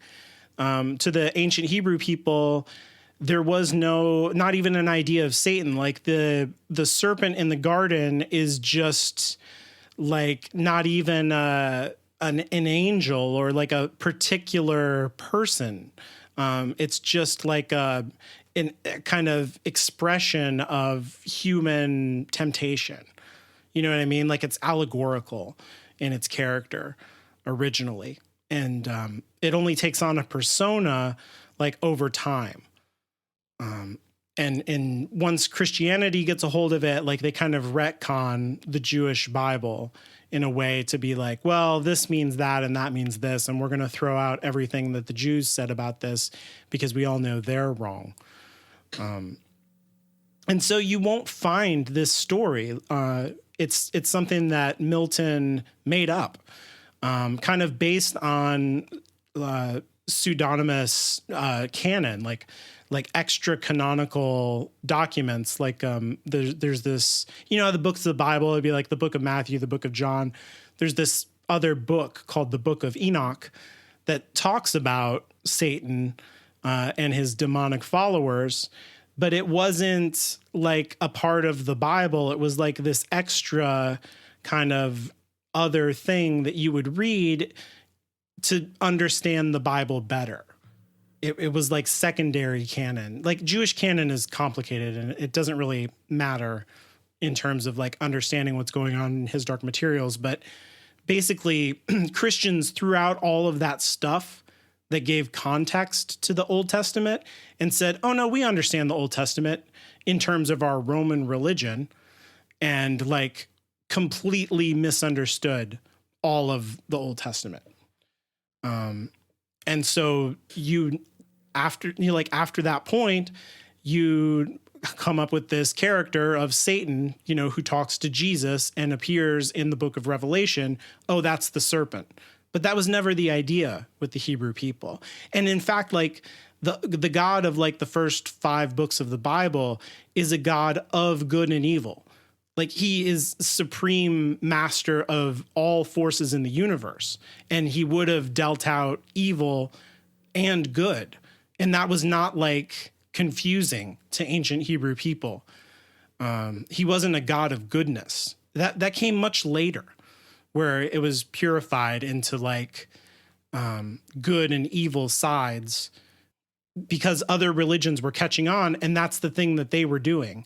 And part of Judaism is like it is flexible in a way where it can change with the times and adapt with whatever culture it finds itself in order to survive. That's why it's like one of the most ancient religions on earth, and it's still around because it can evolve. It's like built into the religion. So anyway, Paradise Lost canon in Lyra's universe, apparently. Just to touch on that for a second, I think it's important story-wise, not like religious-wise, I suppose, to take note that everyone's talking about how this has all happened before, that, you know, 30,000 years ago. And then in this chapter, I think we get our first hint. You know, we see angels flying towards a fortress.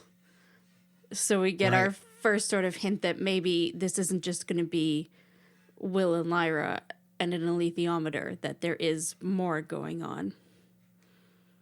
Yeah, exactly. Because that is how Paradise Lost is. There's like angels zipping around throughout the universe. They're building castles out in the, you know, in the middle of like space or something. It's just called like the chaos. Mm-hmm. They're building fortresses in hell. And yeah, it's like, it's weird. It's a bizarre like fantasy story. With like, you know, like some of the people who fall down into hell with Satan are like Zeus, and like, I'm not joking, like that. So like basically like all of the European pantheon, or like the, you know, the god from the Bible, Baal and stuff like that, gets name dropped. And so Milton's explanation for all of human history is that it's been demons roaming around on the earth saying, no, I'm God. You should worship me, that have kind of like mucked up the human perception of right and wrong and distracted from like our original God-made purpose of glorifying God. Right. That's interesting with where the story goes. Exactly. Yeah. And so these angels, presumably would have been part of that cadre of, well, we don't know what side these guys are on, but it's, when Satan infiltrates Earth in Paradise Lost, he has to like talk to the angel who's in charge of the sun. And then he has to talk to the angel who's in charge of like the atmosphere of Earth and, to get down into the Garden of Eden to tempt Adam and Eve. So he has to like interact with all of these other angels, and they're like, oh, I thought you got kicked out of the club. And he's like, it's cool. We're going to work it out. Be fine. So like, when Satan goes and builds Castle Pandemonium in the middle of the universal chaos out there, it's kind of like Azrael building some kind of fortress 3 worlds away from where he started to attack, whatever dust is. Like there's clear parallels there. That's cool. Well, and it lends more to our Azrael is Satan talks. Yeah. Not just a giant cat. Right. Azrael is Satan in more ways than one. All right. So the other thing that I see here that I think is kind of important is when we do meet the angels, we get that, we already talked about this, we get this brief pullback of like the narrator changes from being in Ruda's perspective to being a kind of omniscient, and tells us that they are like architecture or information that's alive. And that's important in terms of Plato and his idea of ideal forms. And like we talked about this last time, how Plato's cave, says that we exist inside of the cave, right? And that there's just shadows on the wall, and everything that we perceive is like kind of incorrect. Like we don't really live in this material universe. This material universe is a reflection of an ideal universe that's full of actual forms that are eternal and true and real. And, when it comes down to like you as a person, your ideal eternal form would be your soul. That's like the perfect version of you. And this crude like body that's made of material that can be hurt or can be like dismembered or will eventually die is a shadow or an imitation of your soul form, your real form. And so these angels are like perfect in terms of their human composition, right? Like Ruda notices that. They're like, wow, they're like more people than people, except for the wings on their back, because they're ideal, right? They're like platonically ideal. And I don't think that that's a coincidence, because like we haven't talked about Narnia in a minute, but the idea of like platonic forms in a platonic realm is like central to Narnia as a story. Like Narnia is kind of the platonic realm of Earth. It's like the better version of what Earth should be in his story. It's kind of a more pure version. That's why only children go there for the most part, because like you're more innocent and all of that kind of stuff, whatever. It's like a truer version. And I think that this is part of what Pullman is reacting to. And I think this is part of the source of confusion, like Anya was saying, for some people when they read through the story, it would be like, isn't this kind of anti-religious or pro-science? By having these characters, these angels, and linking them with Platonism here, I think he is setting up an important contrast. Like my favorite moment there was when Ruda talks about being embodied, and we think about Pantalaimon licking Will's wound, which is a very like embodied real thing on both sides of that, right? Like Will is suffering because he's wounded, and Pantalaimon is literally giving him physical comfort. And the physicality of that is kind of like important in that moment, in a way that like the angels are not, they're alien to all of that and kind of wrong and outside of it. They don't fit into the rest of the universe in the same way that all of this other stuff does in these characters that we care about and feel are good characters. But angels are supposed to be good, right? By nature. We would, like an angel equates to good, but not in Philip Pullman's, kind of construction of the world. They feel alien and different and weird. And that's because they're platonic, because they're living ideas and not bodies, that they feel wrong because of that. So it's like he took Platonism that says the real world is fake and the ideal world is good and right and real. And he turned all that inside out. The angels that are ideas feel weird and wrong and alien, and the embodied people feel familiar, right, and good.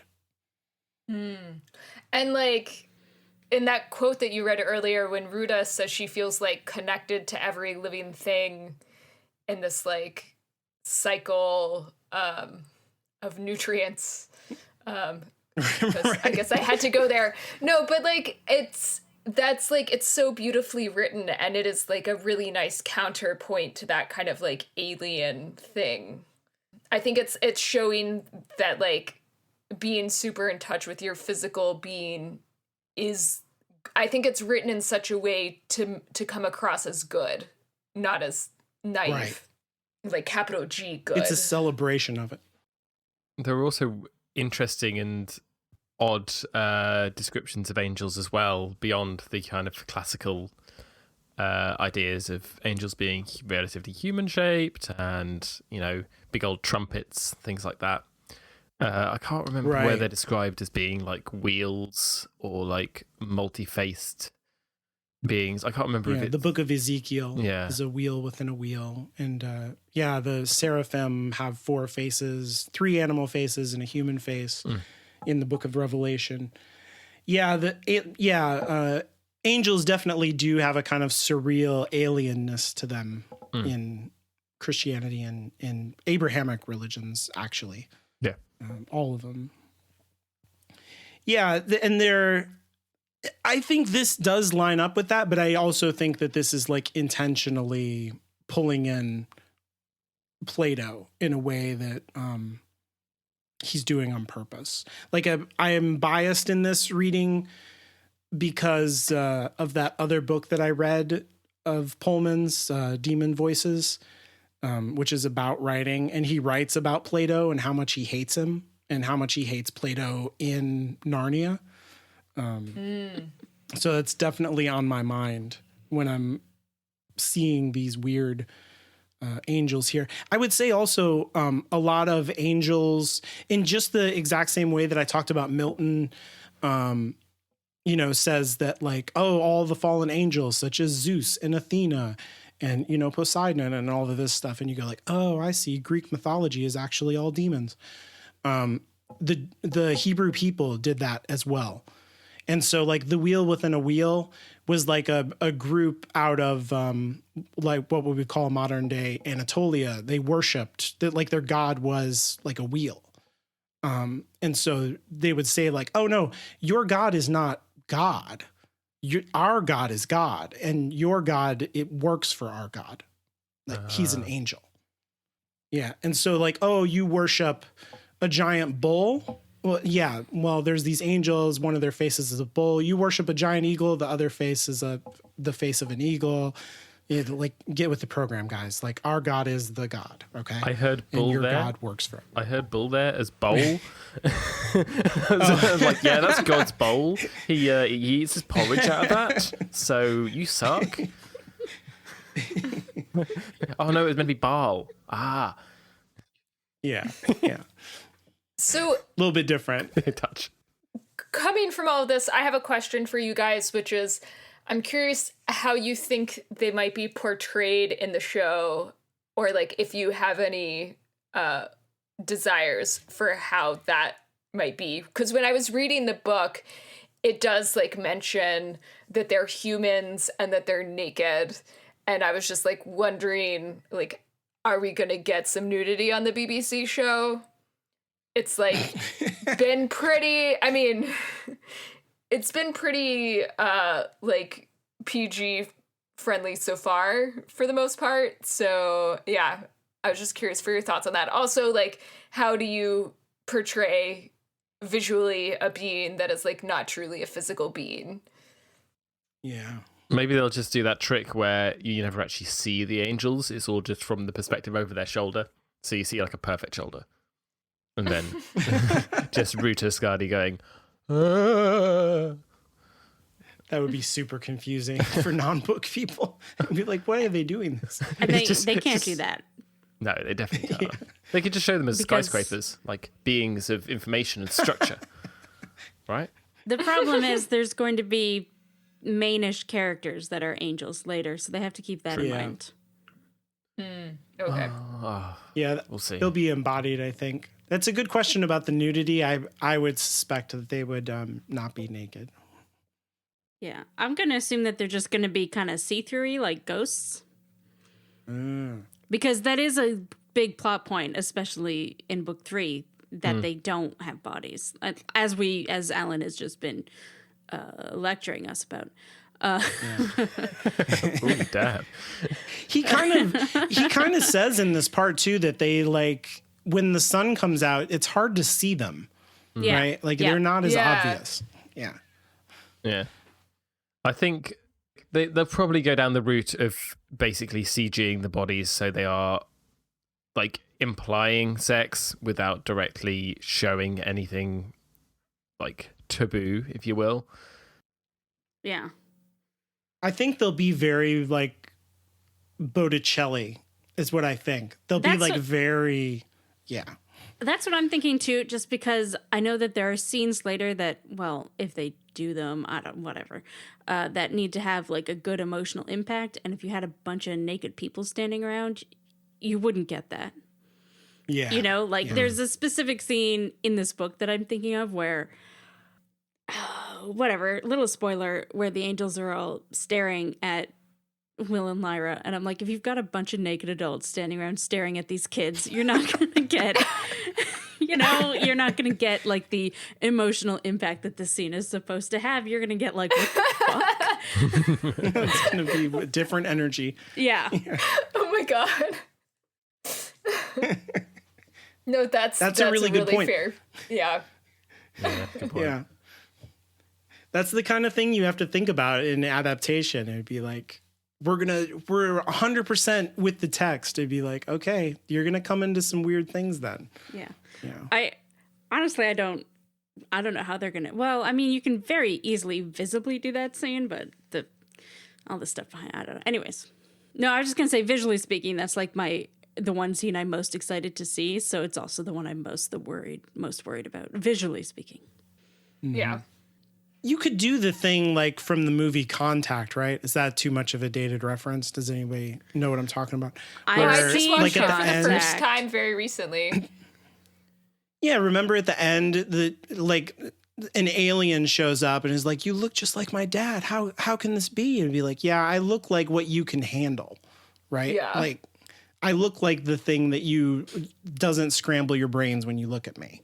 But from a distance, it does look like something else, and then it kind of looks like a heat mirage or something, and then it's like, "Oh yeah, I'm a person too." But so again, you could do it. It is important that they have them not be physical, I think. Like they have to be kind of wispy. Yeah. Yeah, that's actually a really good point, because I think that is like a major theme that, like I said, that I think the angels are bringing in here about how being embodied is like a good thing. And and how very much a very important theme. Yeah, and the angels are not that. And that is an important thing about what they are and are not. Well, I actually don't think it's important that the angels aren't that so much as they're there to be a foil to that. Exactly. Yeah, they make that a thing, right? Much more than I think than the demons do in terms of like poofing away when you die. The angels like are much more of a contrast, and the specters too. You know, so the angels have to look different than the specters too. That's going to be Oh yeah, I didn't even think about that. Yeah, The specters are just you know, Harry Potter. Dementors? Dementors. There we go. Yep, Dementors. but I kind of hope that like so in good at terms of the words show, today. you guys are remembering everything. That we don't. I hope we don't see them until like a grown up shows up. You know what I mean? Like I hope that the kids are like, 100%. Why are they screaming? And this doesn't make sense. What's going on? Because what's scary about the specters, and they're kind of disembodied too, is that they're not there, but something is happening, right? Yeah. And the horror of what's left is like really disturbing because you don't know why it happened. The only other thing I've got in here is philosophy, more Nietzsche stuff, as we continue with his will and Will's will. And Will. Okay, so we find out that Will is the bearer of the knife, right? And this seems to be like a kind of fated thing, right? Like they're like, well, how do you know that Will is the bearer? And the guy like holds up his hand and he's like, I know what's up, y'all. Like this happened to me. And we've also been talking about how all of this happened before, right? This is a cycle. And one of Nietzsche's important philosophical ideas is this idea of eternal recurrence. Usually when you hear about this, it's kind of existentialism or like a kind of Groundhog's Day thing. He kind of encourages you to ask the question of like, if you had to live all of your life over again and you couldn't change anything, you would just be experiencing it over again. Oh, would that be Jesus. hell, or like would you be okay with that? Hell. Right. And so he would encourage you to be like, change your life then, you know, start living differently, so that you're happy, and your life would be like awesome to relive. I was thinking of that differently. Like it wouldn't be hell because of anything that I'm doing right this instant. It would be hell because if I'm Spoilers. well, 'Cause you no, know. no, sorry. But if I'm living my whole life over again with the knowledge that I have now, but I can't do anything to change anything, like from the times that I was shitty, or that's mostly what I'm thinking about. When the times when I was an asshole, and at the time I didn't realize it, but looking back, and I had to just go and be an asshole again? No, thank you. No. Yeah. Well, at the time that Nietzsche was writing, that was kind of the first, you know, like England is colonizing India. And for the first time, Europe is interacting with like Hinduism and Buddhism in a major way, where it's learning about doctrines of reincarnation and cyclical spiritual life and stuff like that. And Nietzsche's reading all of this and he's like, oh, this is really interesting. This idea of like, you have to live your life over again. And then there's like these consequences and this kind of, by repetition, there's like this spiral, right? And he's like, if I had to live my life over again, I would definitely do it differently. So why don't I just start doing it differently now? Like, why wait until you're dead, right? And Well, I think that's okay. This is neither here nor there, but I think that's just a stupid way of thinking about things. But but the Christians would say, wait until you're dead, you know, because that's when your reward happens. no, sorry, you're right? like I don't mean that. I mean Yeah. using that as motivation to change your life now. Like you've already made those choices. You can only go forward from here. You know, you can't. Oh, totally. Like if I could go Yeah, I back agree. and make different choices, absolutely I would. But that doesn't change. I can't immediately make those choices have not happened. Yeah. And in Nietzsche's Europe, everybody would have told you, well, those choices are what make you a capital B bad person, right? And you need to repent and you need to go to church more and you need to feel bad about it until you die. And then things will finally be good because you'll be in heaven. And Nietzsche was like, I reject all that. Like exactly what Caitlin is saying. Feel bad about it, therefore change it. Change it now. Like stop being shitty. Don't feel guilty about it. Use it for fuel to be a better person, right? And people were like, Nietzsche, you're like, how dare you say this? Like to us, this is like common sense, right? But at the time, it was radical. I was going to say, I've never needed religion to make me feel bad about myself. Oh, Caitlin. I didn't even mean that to get the ahs that's just got it. I assume that is a common human thing, that you don't really need God telling you that you're bad to be like, oh man, I did that shitty thing that time. Well, Nietzsche would have pointed out that like all of our society is like informed by Christian culture. And so making you feel guilty and bad is like built in. It's like part of the architecture of Western civilization. That's it's fair. a way to control you, into doing certain things. And so that's kind of important too, in terms of like, okay, so to get back into this, Will is the bearer and he doesn't really have a choice about that, right? He just is the bearer. And we know that that's true because it's recurring. It's happening again. The bearer has been chosen in the same way that it's always been chosen, I guess. According to this guy who teaches him the rules. And so like I said, there are certain rules. He has certain behaviors that he has to do. And that's a very Nietzschean idea of this cycle or the way that society is constructed. You don't have choices about a lot of things. And we talked about this in the first book too, about how if you don't have choices, in terms of like original sin, you were born a sinner.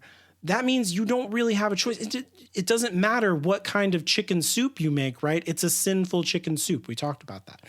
There's nothing that you can do that makes you good under original sin, except for opting into the religion and doing what you're told. And the same thing, for the entire way that Western culture is constructed, there are rules about engaging with society, and those rules are meant to control your behavior. And so to conform to those rules in order to engage with the culture means that you are like, Will follows the rules here, but that means that he becomes the bearer by doing that. He is playing his role by, molding his mind into the way that you use the alethiometer or use the cave from the previous episode or use the knife. Like these all seem to be the same kind of mental state. He is playing the role of the bearer. He is following the rules of his role, of his fate, and doing his thing. And, like Nietzsche says, that your will to power, like what makes you is taking responsibility for that. Saying, well, if this is who I am, then this is who I am. I choose this. I am this. I will take this power and be what I can be within it. Because you don't get choices about everything. You can't control everything, but you can control your attitude towards it, your orientation, and that affects your happiness in whatever circumstance you find yourself in, right? Where if you choose that I'm going to do whatever, then you're not a slave to it. You have taken agency in it. And you have some way to control the cycle of it, if you will. And it seems like Will does that. He figures out how to use the knife and steps into the role of the bearer and starts to construct a plan to take the alethiometer back. He's not just doing what he was told, come bring me back the knife and give it to me. He's saying, no, we're going to go get the alethiometer, and now we have a tool to do that with, right? Mm-hmm. That's kind of a good lead into a question I had, since all of you guys are way better or more enthusiastic Tolkien fans than I am. I was like, maybe seeing some interesting parallels between the knife and the ring. And I know it's not like an exact or like perfect analogy, but like Tulio is like kind of being driven crazy by the knife, and I saw him as like maybe a little bit of a Gollum-like figure, and the fact that like the weapon like takes a toll on the people who wield it. Like in this case, it kind of takes a toll in different ways, whether it like takes your fingers if you're a legitimate bearer or not. With Tulio. Oh, there's a physical toll to the ring for sure. Yeah. Yeah. I don't know. This is the first time that I've noticed that while reading it. And I was wondering if any of that like resonated with you or not. I mean, that's obviously, very cool. I like that. Yeah. Obviously, Pullman is like super familiar with Tolkien and like fantasy mythology in general. So I'm just wondering if you think it's like, if there's a little bit of intention there, if it's just completely accidental. Like, obviously, if he didn't intend it, we can still read it into the text, but. I don't feel that it is as such intentional, but I do see what you mean with it. Like, he kind of has halfway between Gollum and, what's this name from Notre Dame? What's the Hunchback's name? Nostradam? It's not Nostradamus. Quasimodo. Quasimodo, there we are. Quasimodo. Yeah. 4 for 4 on Anya words is like today. 10 for 10. Yeah. Oh, here you go. Teleology, Galileo, shit, I forget what the other one was. Never mind. Just keep going. Quasimodo. I don't personally really see it. But it feels I want this guy to different play to like me. Gollum now. Yeah. It would be cool. What? So, Andy Serkis playing Tulio. Yeah. Yes. My precious. Yeah. I guess I can see that, like that Tulio wants this thing that really just isn't for him and won't work properly or what have you for him. But I don't know. It does just feel very different to me. That's true. Now that you say that, it's not like there's definitely no point where Gollum like takes anybody aside and says like, let me give you the tutorial on how this thing works. It's like the opposite. He's like, when are you going to be asleep so I can cut your throat and take it? Right. I like that. I like seeing other stories in it though, because like I was saying, I was drawing a parallel between Narnia and the angels, and I think there is something there. In terms of like these mystical objects, right? I think the knife does seem to have a life of its own, and so does the alethiometer. I don't know if it's exactly the same as the ring, but like it is definitely connected to that kind of platonic, ideal place, which is totally like a thing in Tolkien. But there's multiple alethiometers, and there's only one ring and one knife. Yeah. Oh, true. Yeah. The singularity. I mean, there's more than one ring. There's That's Point true. well made, there's yeah. like 20. Sure. To be fair, it's called the One Ring. Yeah. I mean, Anya has right. a point. But That's just marketing. That's marketing. When we say one, we mean 19. You know. Have your own one ring for only $5.99. I'm trying to just think how many I'm there just trying to actually are. think about this. Like, I don't know. They just feel like two completely different things to me.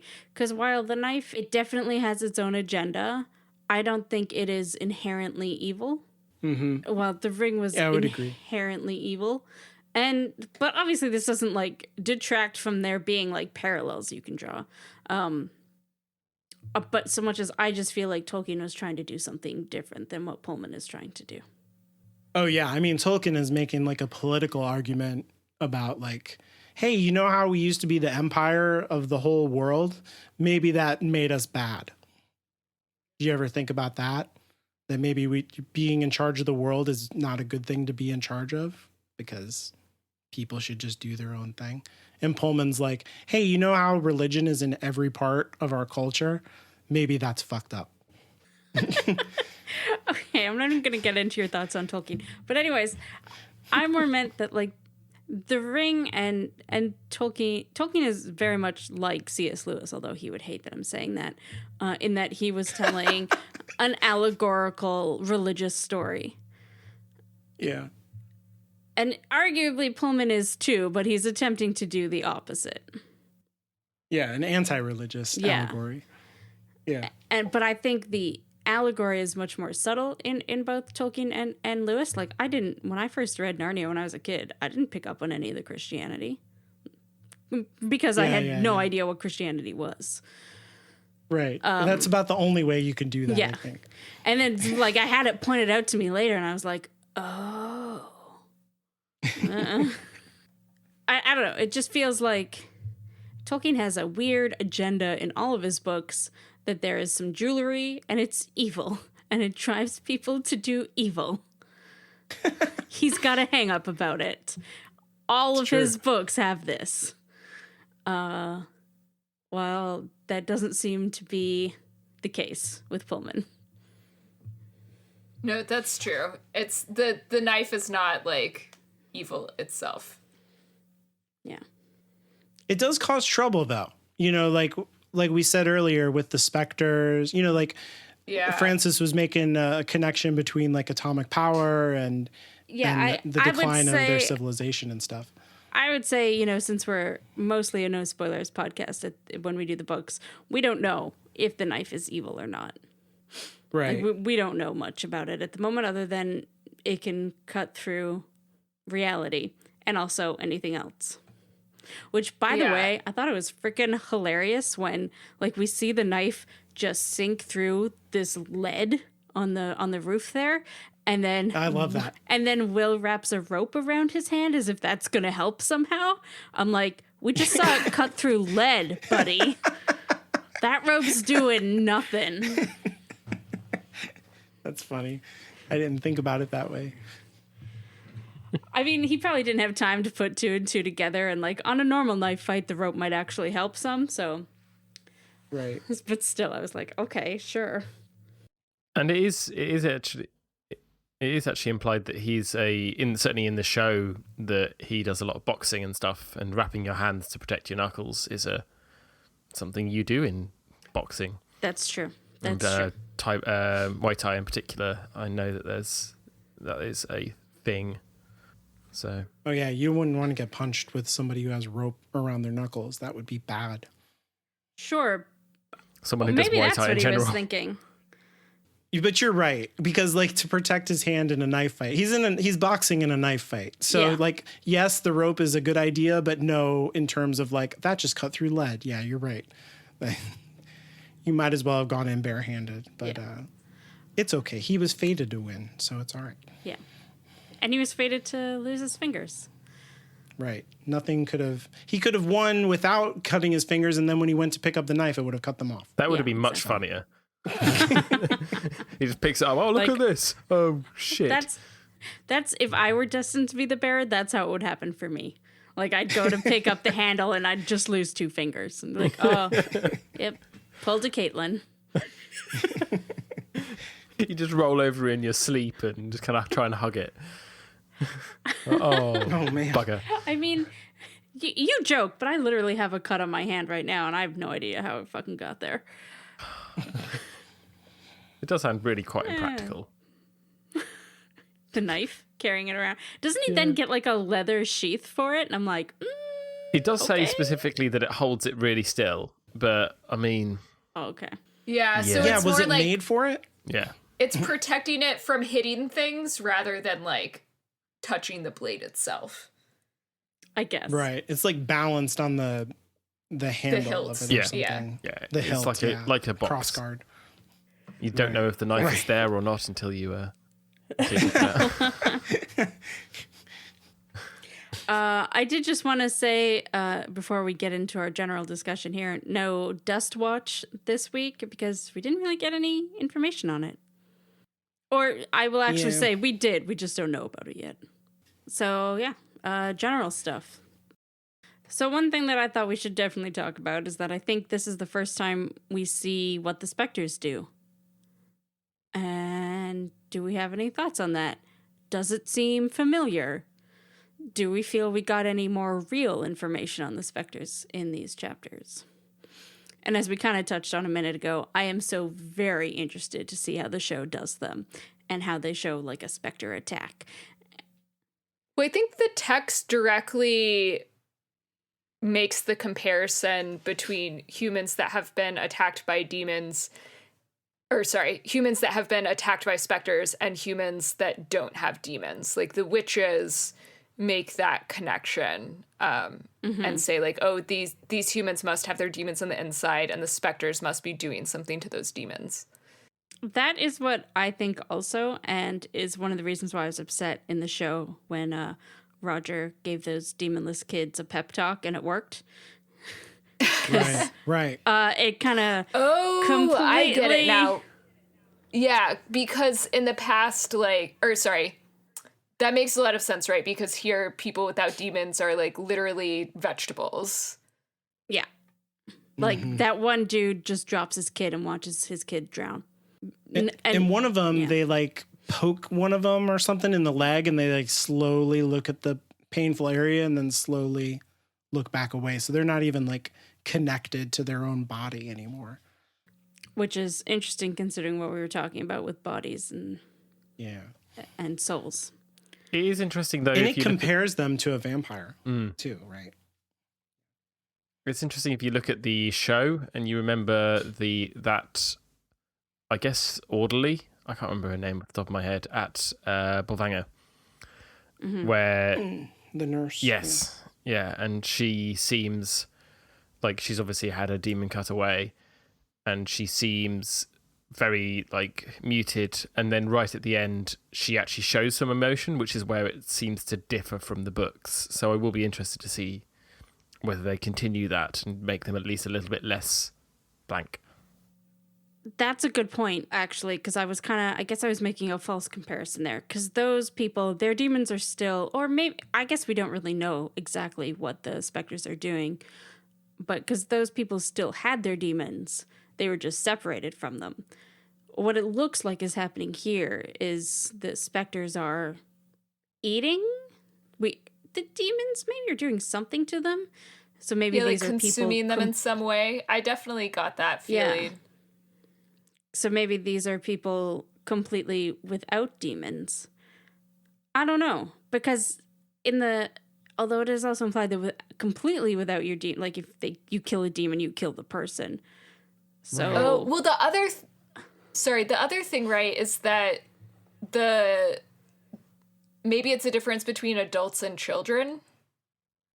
Well, but we see adults who have had their demons cut away also, like the nurse and I guess that sort of thing. It wasn't clear to me if the adults had their demons cut away as an adult or if they were like they did. The experiment has not been going on that long. Oh, okay.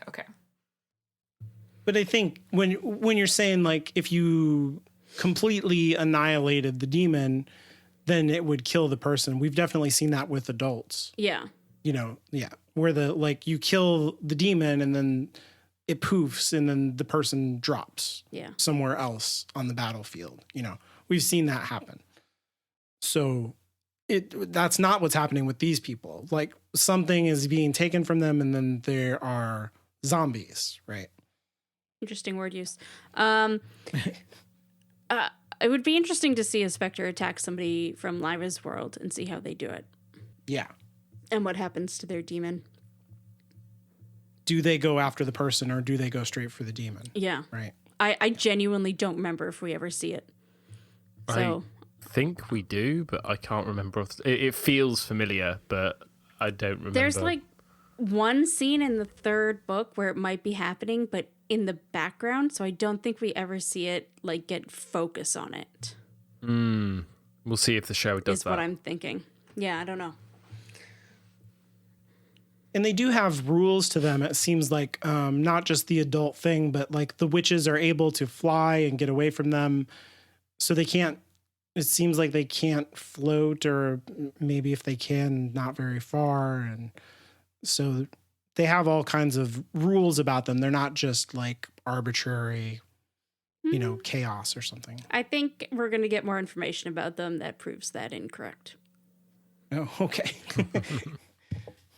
They're very interesting. They make me think, we talked about zombies before, they make me think of the other side of zombies, which you never see because they weren't appropriated by Americans like Haitian zombies, there's two kinds. There's the one that's in the body that, you take over as a slave and tell what to do.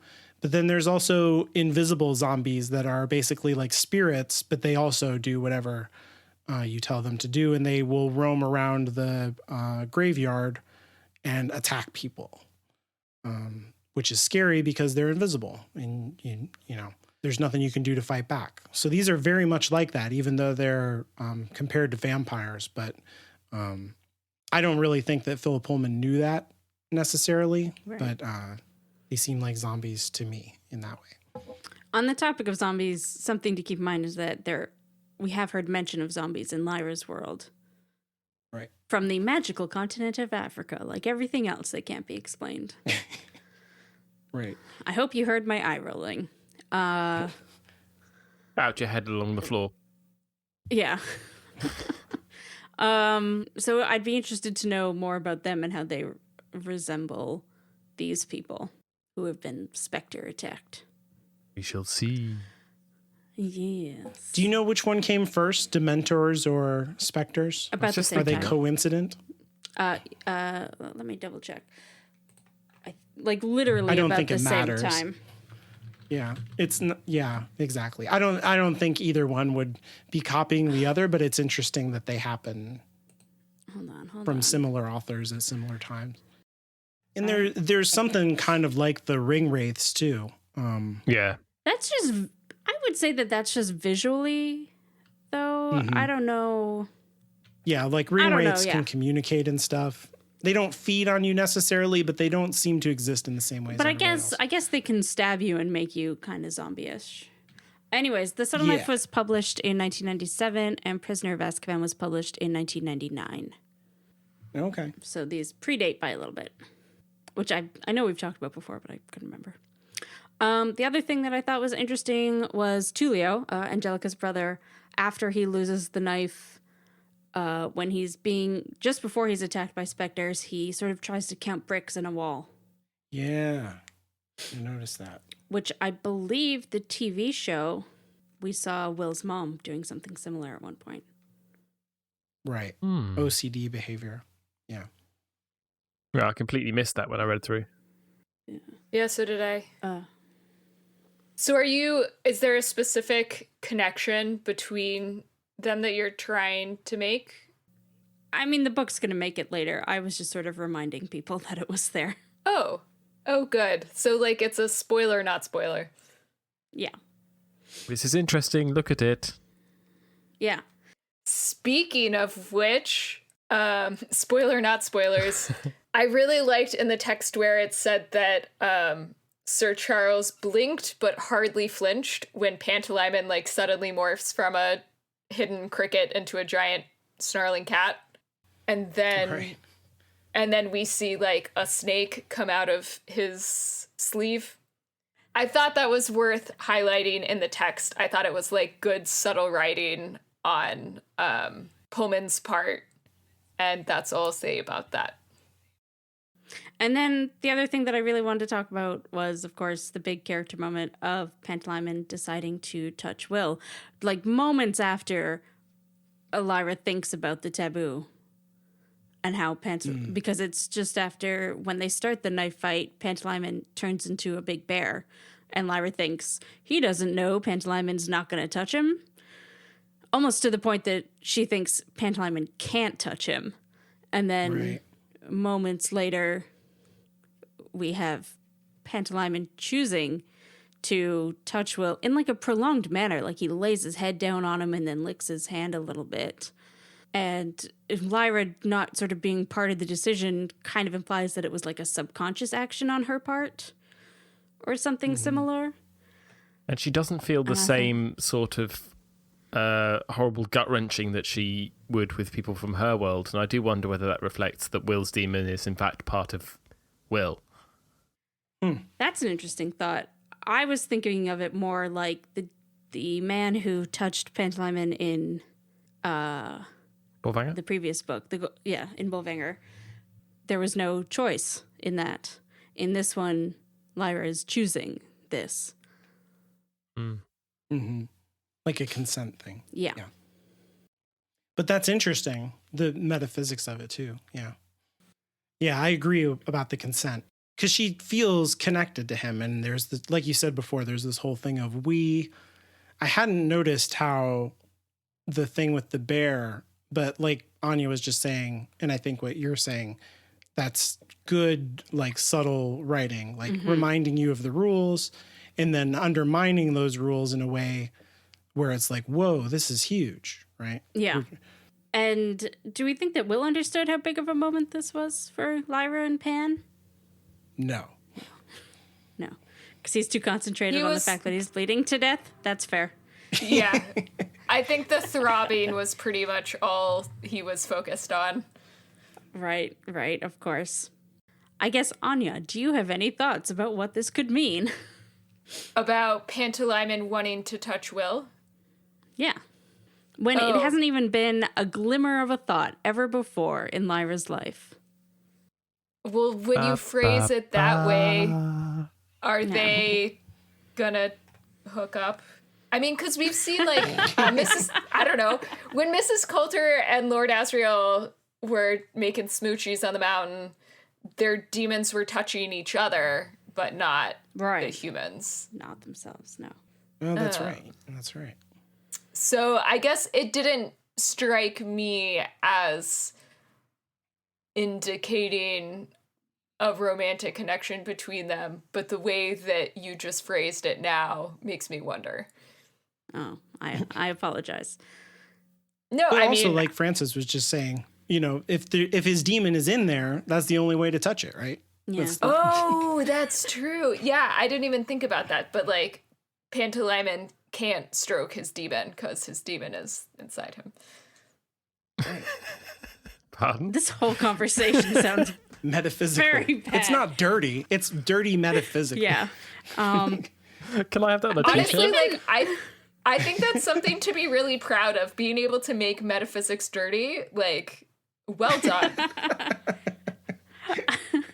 I think that's just us. I don't think that's Pullman. Anyway. But, like, even in a friendship way, like, we see Roger's demon and Pan touch each other all the time.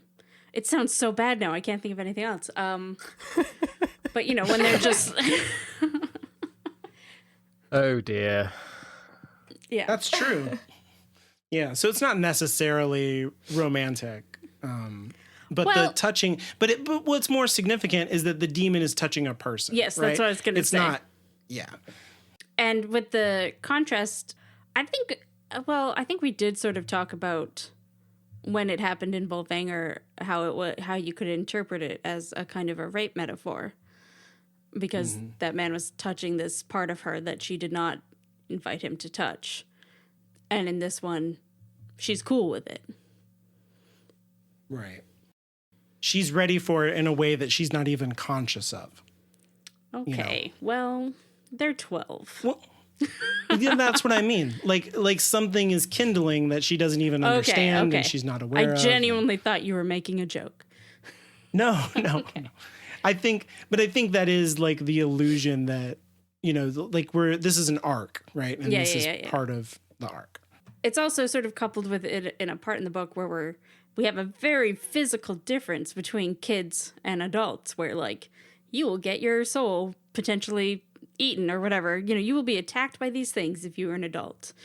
But being a kid, you won't. Right. And there's also a connection there with the previous book in Bolvanger, because what happens at Bolvanger, you get cut from your demon, right? Yes. There's this cutting. To stop, Will has just been cut. Here's the dust, because you get cut to not have the dust attracted to you. Right. To stop. Because of physical attraction, right? And because of sin, and he has just been cut, and there's been a kind of initiation into, you know, like his responsibility and his role and who he is. So this is kind of like he's growing up in the same way that Mrs. Coulter was like, no, this is for you to become an adult, but like a good adult and not a corrupted adult. Mm-hmm. And it seems like even the description of the knife has similarities to what was happening with the knife, not the knife, but like the thing at Bolvanger that cut them. Right, Am I 'cause crazy about that? The world cutting side was the same color as the knife that cut apart the human and the demon. Right. Yeah. So there's connections there. Yeah. Right. Lots of cutting in these books. I don't know if I've ever mentioned this before, but I know how like Pullman talks about how he specifically hated Narnia and how he wrote these books in a way as like a response to them. But I've always thought of them more as like an anti-Peter Pan.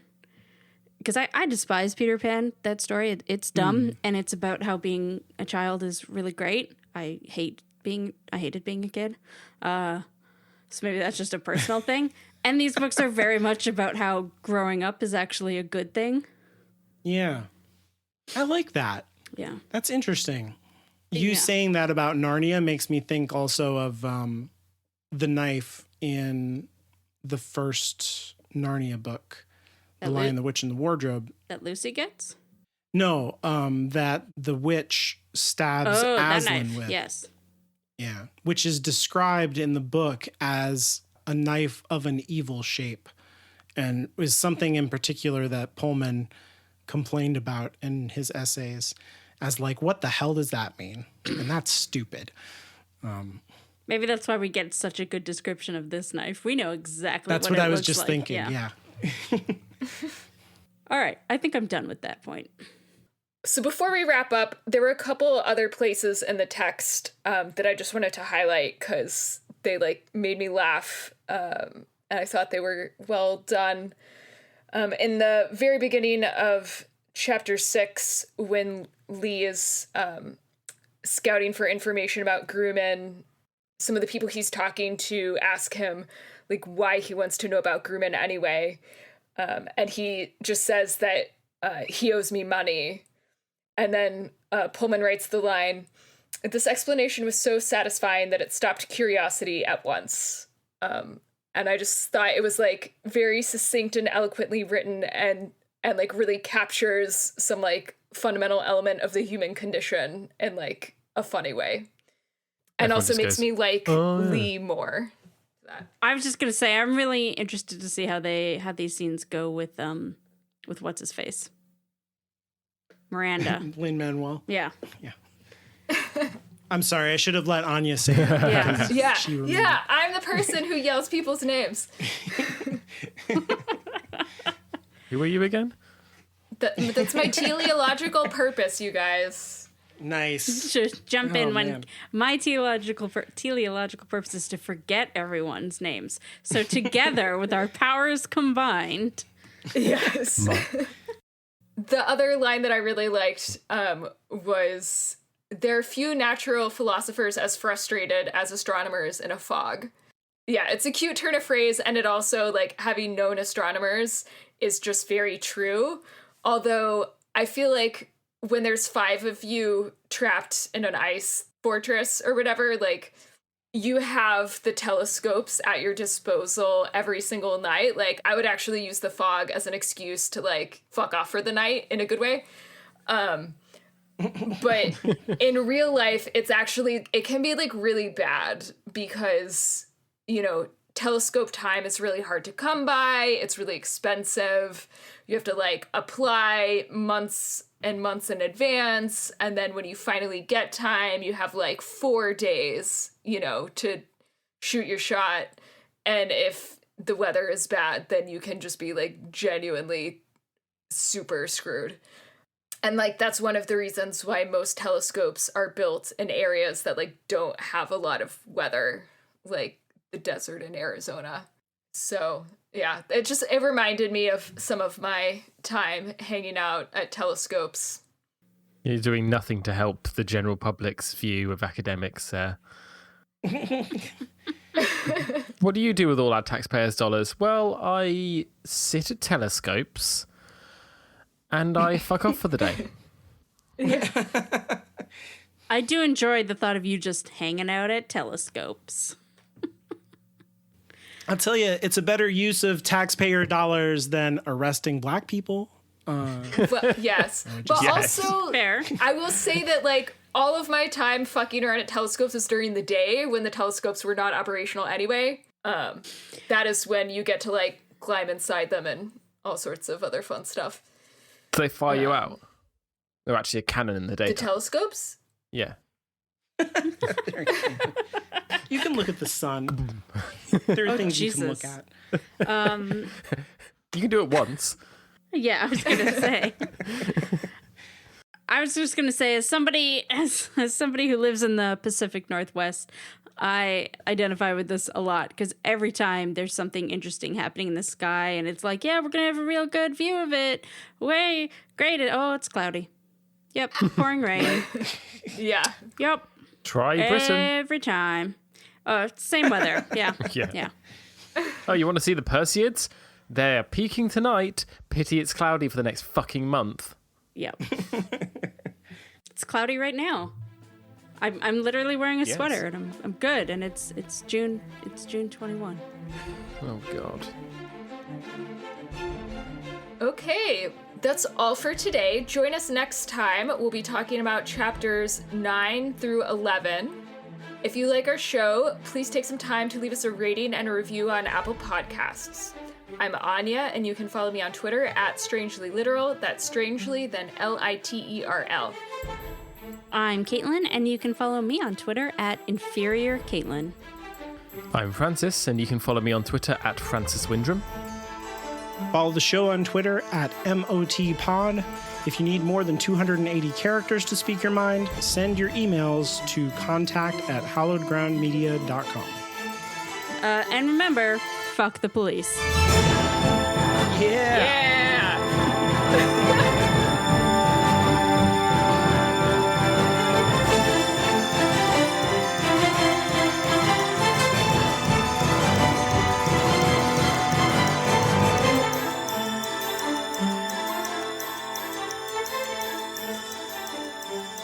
We're on to religion. Okay. Can we have a Yeah. jingle for Alan Talks About Religion for 40 minutes? Because I'm so You hyped know, for that. yeah, I will try not to do that. A little barbershop quartet. Alan talks about try to religion for move 40 fast. minutes, yeah. It would be like some Gregorian, like like Halo or something. Yes.